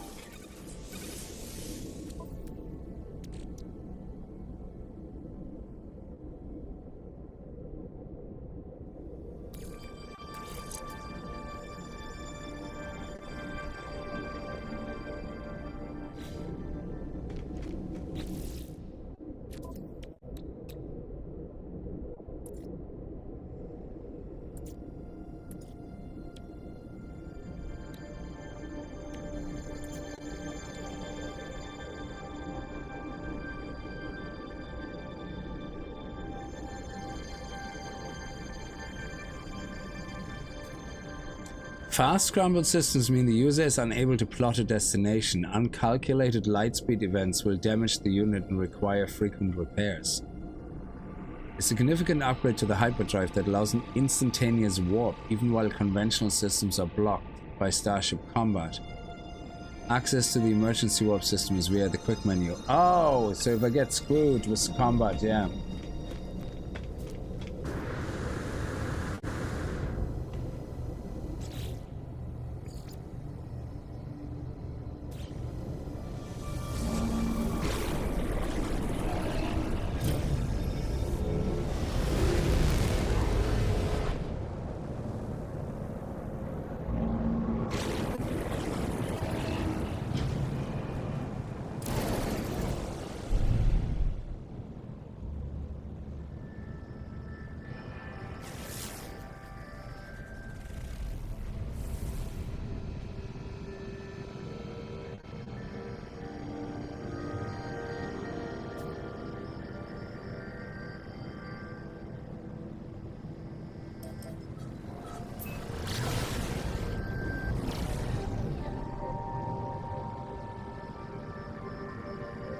Oh, that's a paradise planet.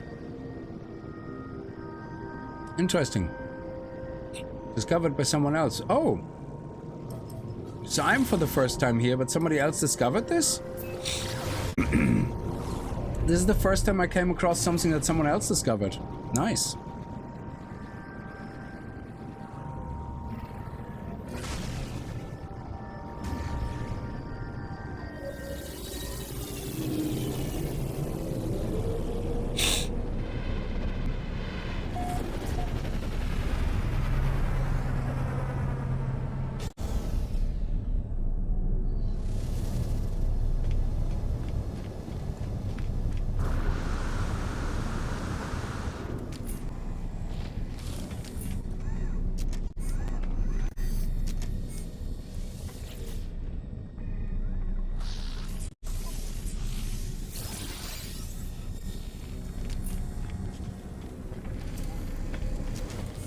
Well, if your OCD requires you to map every single planet in the system without traveling to a new system, then it's gonna take you a while, I think.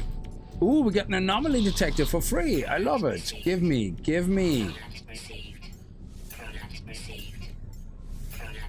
Love all that free stuff. Oh, we have too much oxygen now. Oh, okay.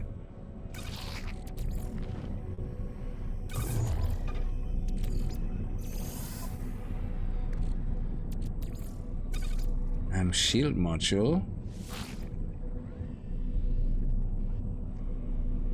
Oh, that's the general shield for my...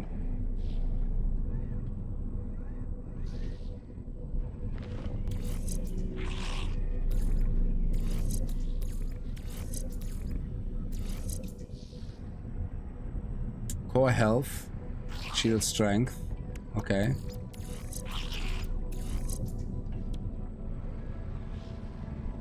Okay.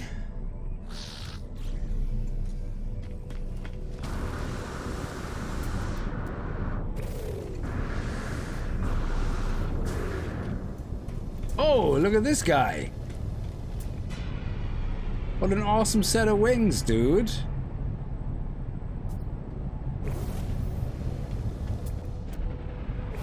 I want those wings, man. Definitely.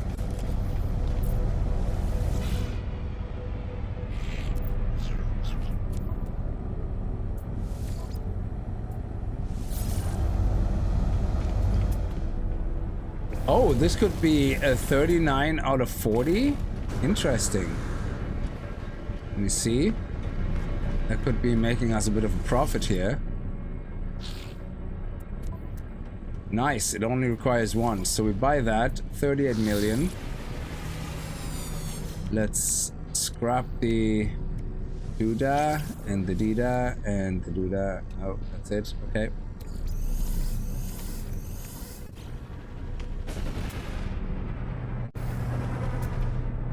Dude, they have some awesome colors and ships coming in here. I love these. Anyway, let's go get the doodah and the dida.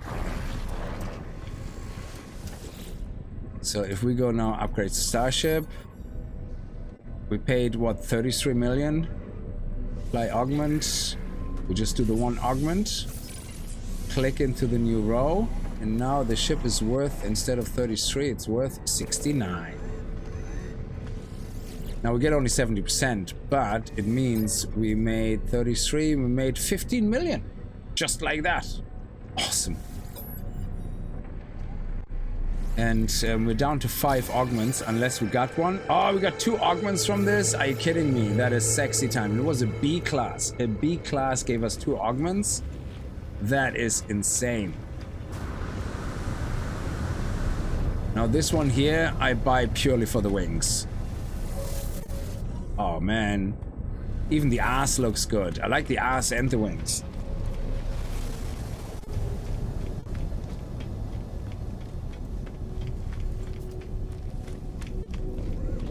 Takes tons of time, yeah, but you find a lot of interesting things. Yeah, that's true if you scan everything in the system.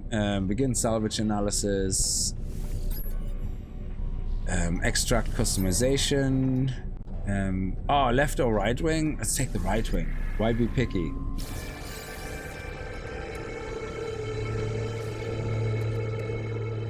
Yeah, I think it's just wings. I think it's funny, but the reason it has left and right wings is, so the way I understand it is when I build a ship, I don't need this to be left or right. I can actually apply this design to left or right. It doesn't matter.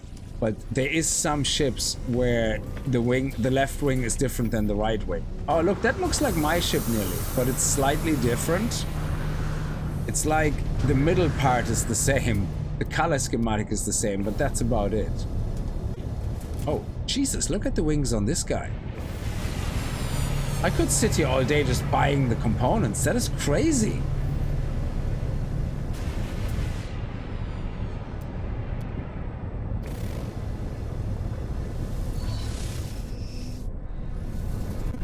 Okay, let's go and get our monies back.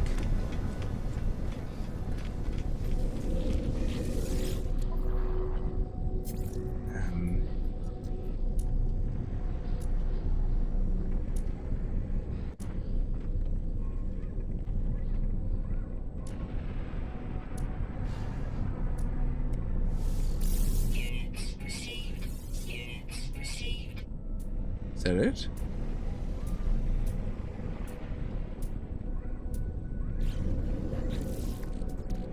Oh, it is. Okay. Oh shit! Look at the exhaust on that baby. And this came in as well, so we could get another wing actually.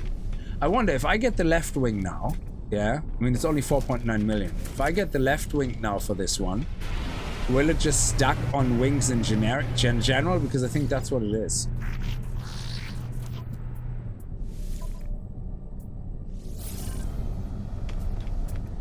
But this, gee.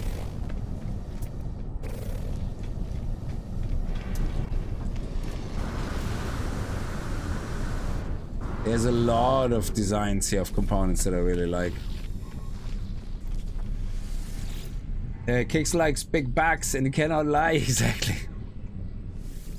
So now if I take the left wing, I think it will just stack with the right wing that I took, because I don't think, even though they have the differentiation because of the possibility of different wings, yeah, they're stacked. Great.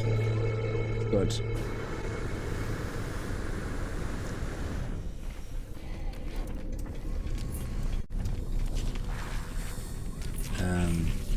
Let's sell these. There we go.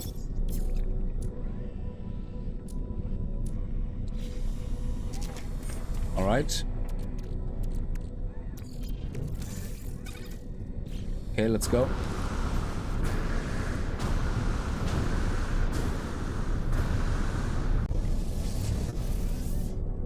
So the Purge, I think, is going to the center of the galaxy now, if I'm not mistaken. Log. We can find the Wonder, of course. Locate and enter the final portal.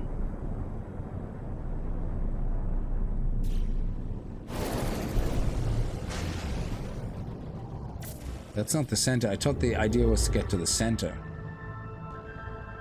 So, what is this about?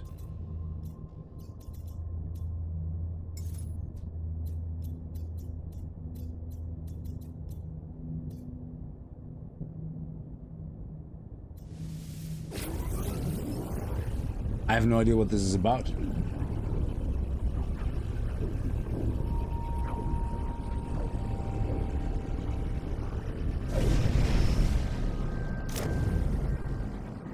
Ooh, there's some sexy looking things. Okay, please do not fuck it up. Do not fuck this up. There's only 5 ships.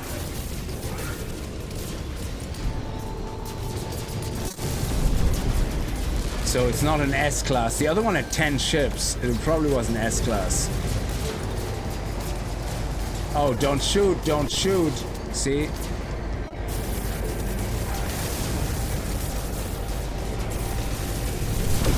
we go, we got one.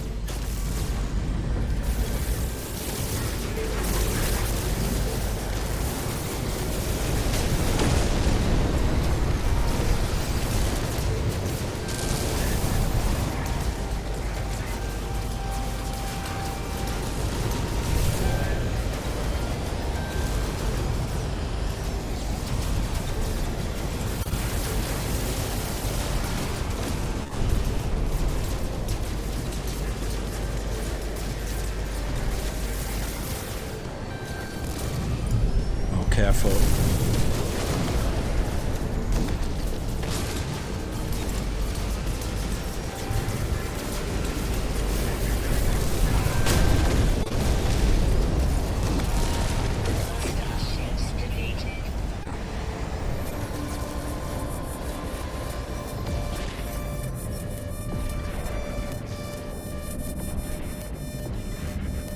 I was so nervous about hitting these stupid cargo ships again.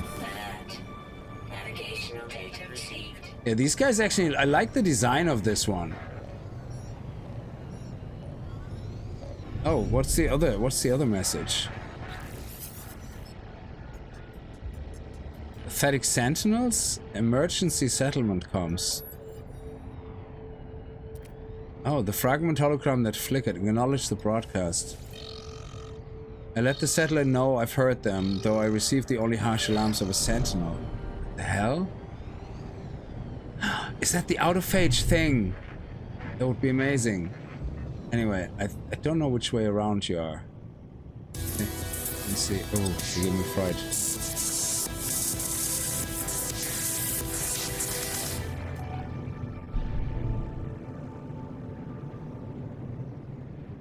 Oh, there we go.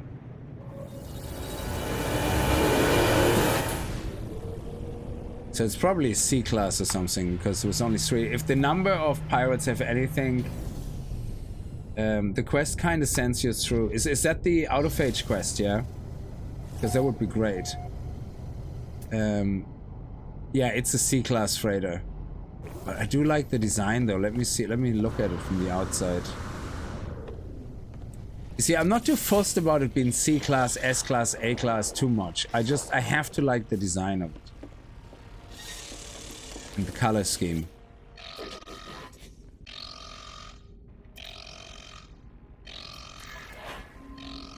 I love the way this looks. It's just a badass look. We have enough space, actually.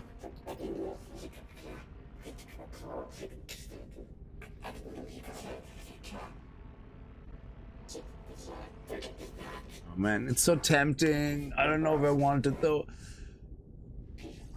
I can always swap, I suppose. I can buy... I have enough money to buy. I mean, this one costs actually 45 million. So I'm assuming if you find an S-Class eventually or something, or a better design you like...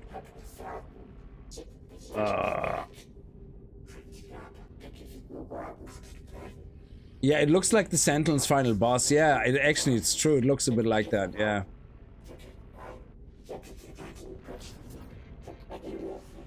But you know, we need a freighter. Let's do it. Screw it. We can always replace it. I don't care.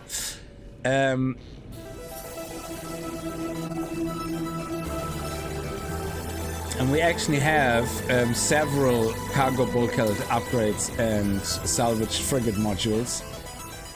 A research station aboard your freighter may be able to convert them into usable technology. Pre-packed nano expanders. Go to apply at your freighter's upgrade terminal.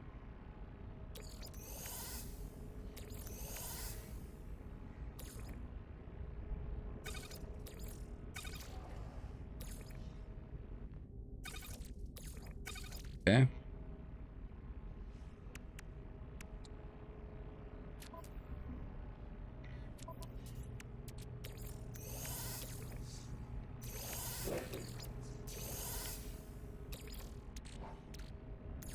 Technology recharge. Upgrade to a freighter's galactic scale sensor. This device allows the user to access detailed economy and conflict data for a system even without having previously visited. That is nice. All right.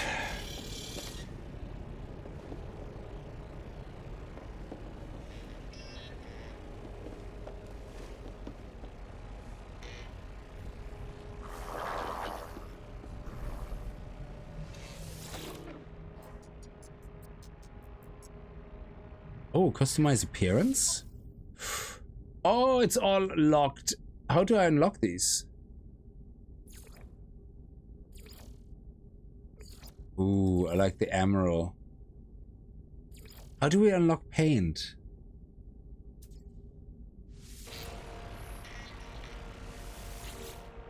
Add additional storage. Okay, so I have 5 or so, yeah? I obviously like having the storage, but I think it's more important that we do these guys here, possibly.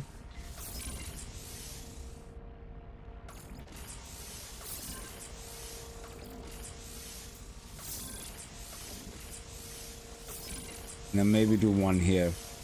There we go.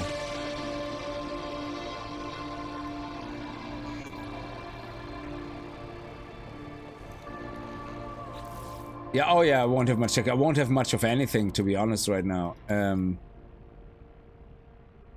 that can go in the ship then. Okay, so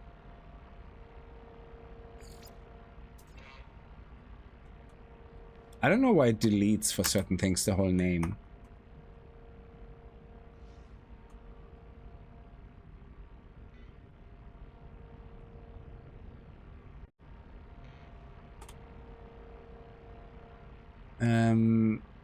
Okay, so How do I store my ships now? Is that a module I have to do? Navigation. Where's the tech tree? Where's the tech? Upgrade control. Set for the base parts and upgrades. Ah, here we go. Oh, that is what the salvage frigate modules are for. I see. Okay. Frigate fuel, obviously important. Ooh, nice. Ah, yes. Refiner room, cultivating room. Okay. Okay, teleporter channel.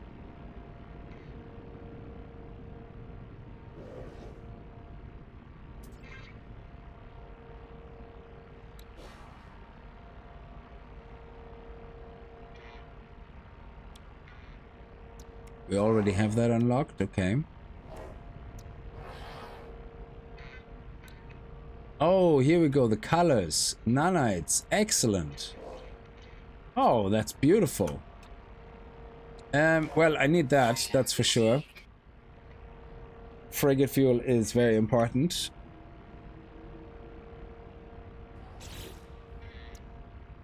A temporary frigate upgrade. Do I care about this right now? No, no, no. I care about these things. Augmentation for colossal hyperdrive engines. Matter beam. I do care about that. Very much so.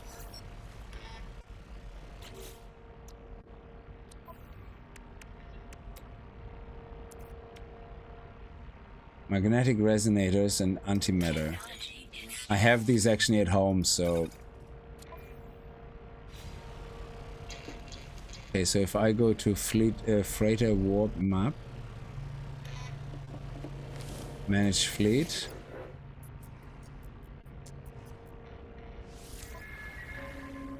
Okay, this is the fleet. Okay.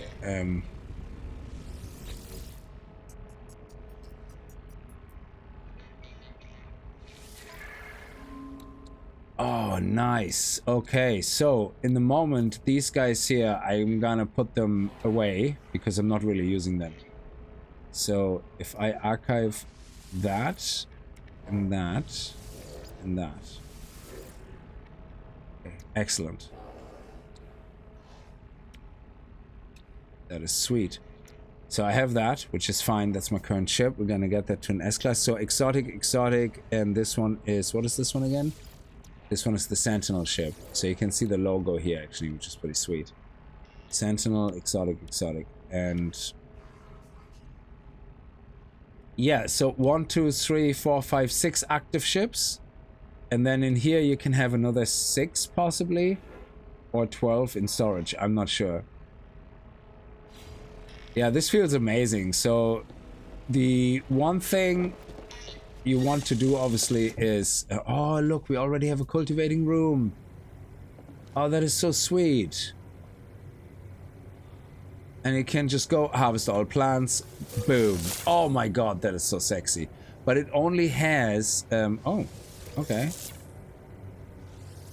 Okay. But it only has 4 plants. Oh. Is there any other room it has right now? Oh, there's more here, yeah.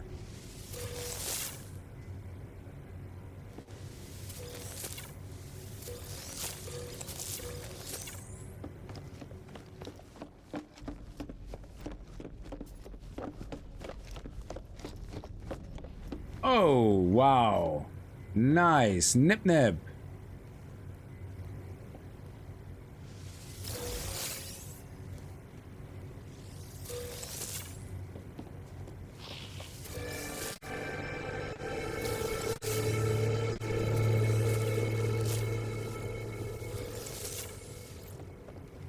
That is crazy. That's a big harvesting thing. Oh, of course. And we can harvest these guys for carbon.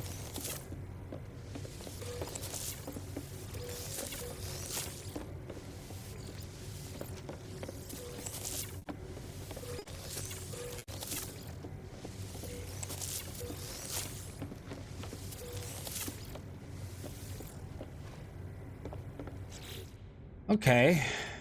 What's that? The solar array. Technology recharge.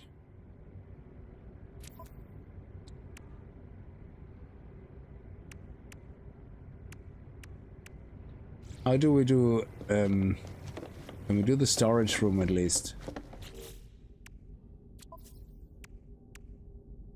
Where's the nip butts? Where did the nip butts go? In the freighter? Oh, everything goes into the freighter. Okay.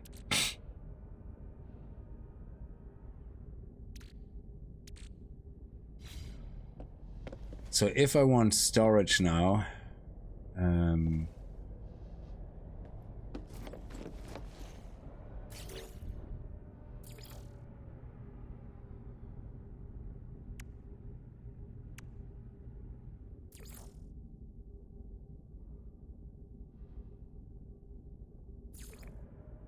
here's all the storage.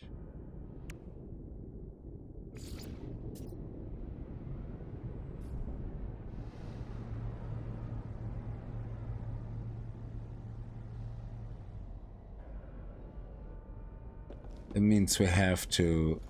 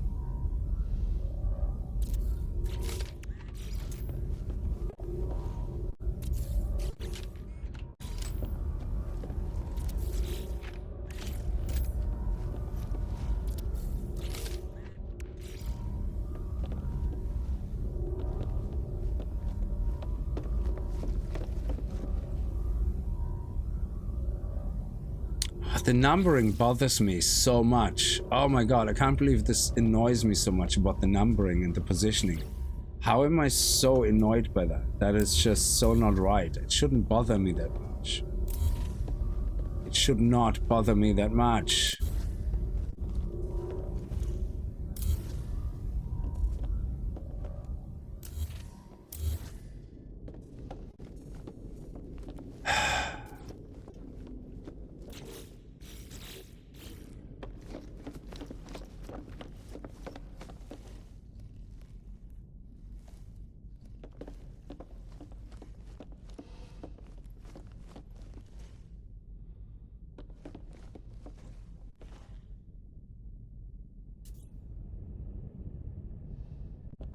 So we have 10 rooms.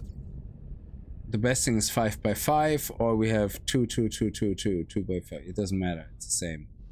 So I don't like that I only have 3 slots here, because I would like to have 2 slots here that I can put them beside each other. Otherwise, it's just annoying.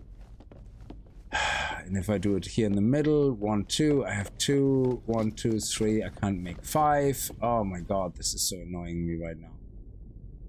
Maybe I can make 5. I don't know. Can we? Let me see.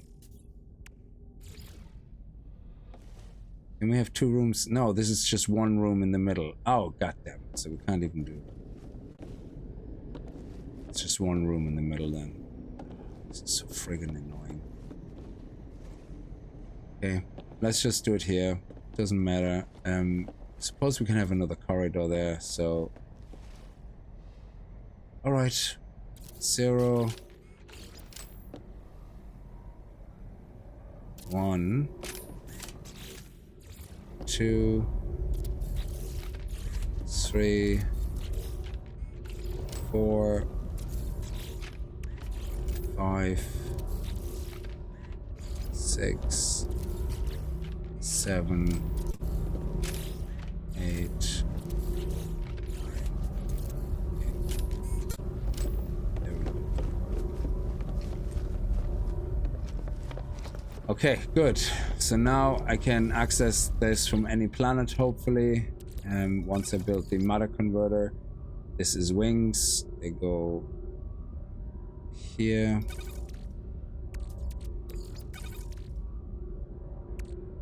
Okay. Is this a wonder? No.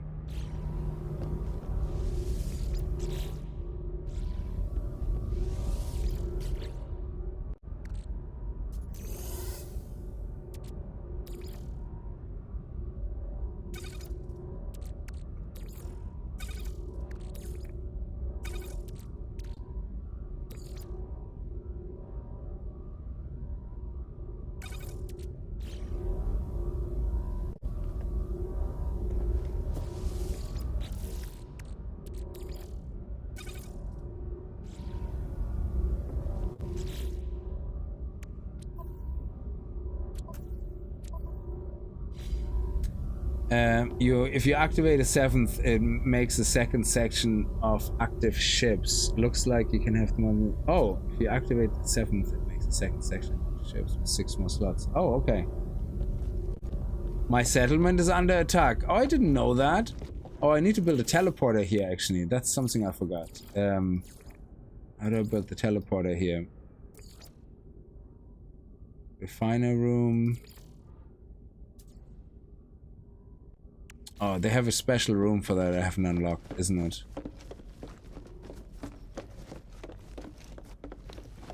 Okay.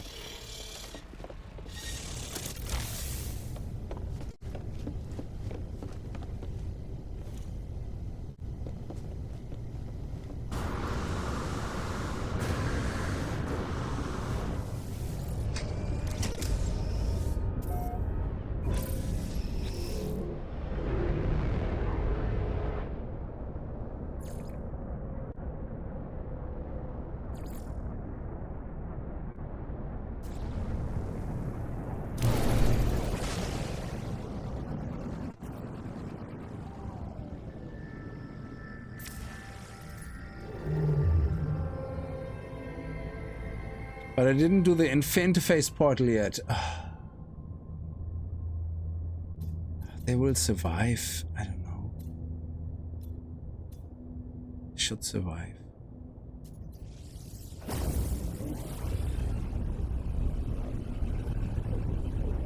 The Trace of Metal quest is the autophage, yeah? That's nice.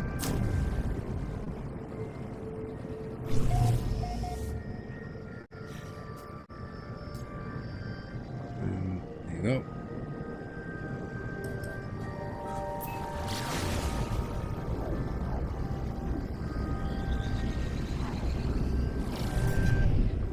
What the hell? That was weird looking.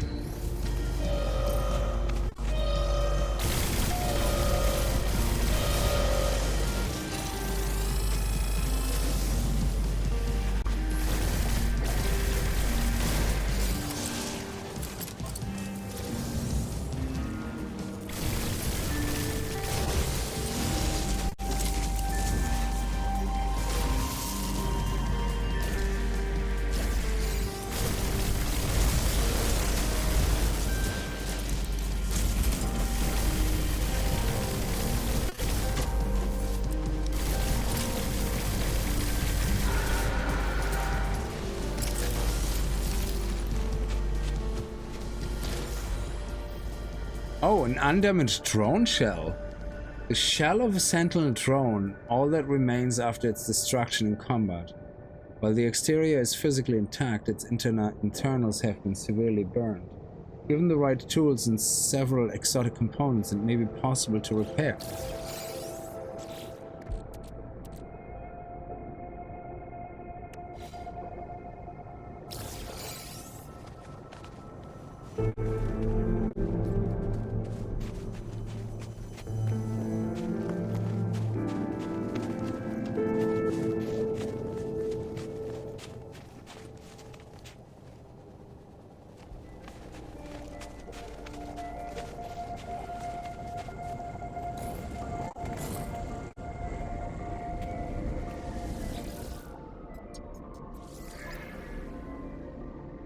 This terminal is fascinating. It recorded. Listen, can I just do that after? Okay. I'm not gonna do this right now. I'm gonna leave this this specific part here.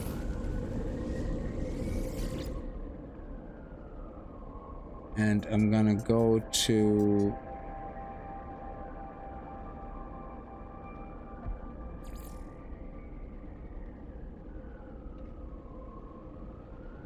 actually I haven't visited the space station yet, so I can go to here. Okay, let's do that. So I'm gonna do that actually in the next stream so we can focus on that fully as much as possible. I just want to do the Atlas path here, so I want to get out of this.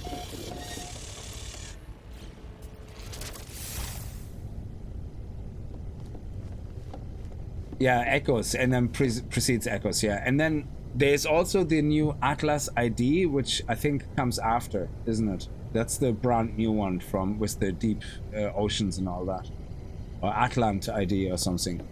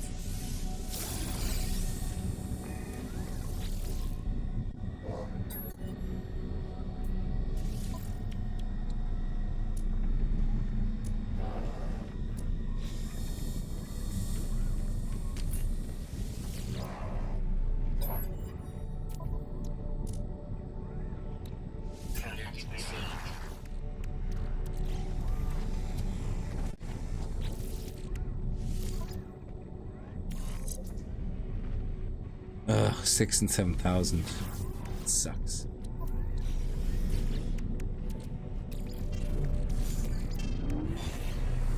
So we're in the same system as my freighter, so I can actually move this into. Let me see. Oh, I can't access my cargo. Okay, sorry. Yeah, I can't access that yet. I need the matter thing converter.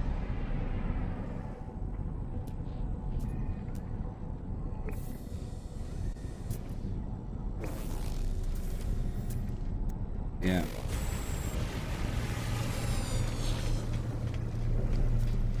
And I have those resources on my freighter, which is kind of hilarious. In the... Anyway. Donate? Yes. There you go. Look, prismatic feathers. Frigate fuel. Ooh, 200 tons? Hang on, I can craft that. Frigate fuel.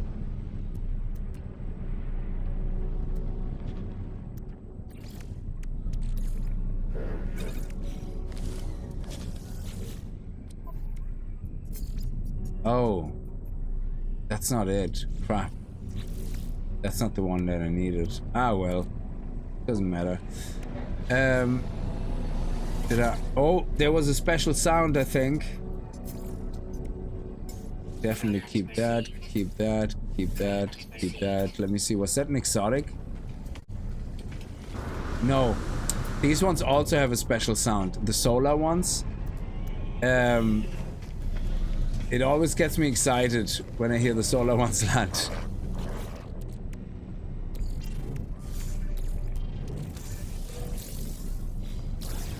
Oh, repair kit, nice. Okay, so let's go and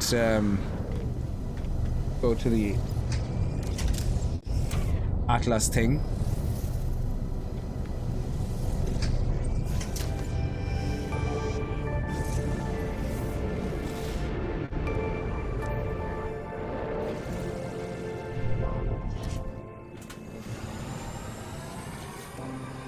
Actually, we're gonna do that next time as well, because otherwise this takes too long.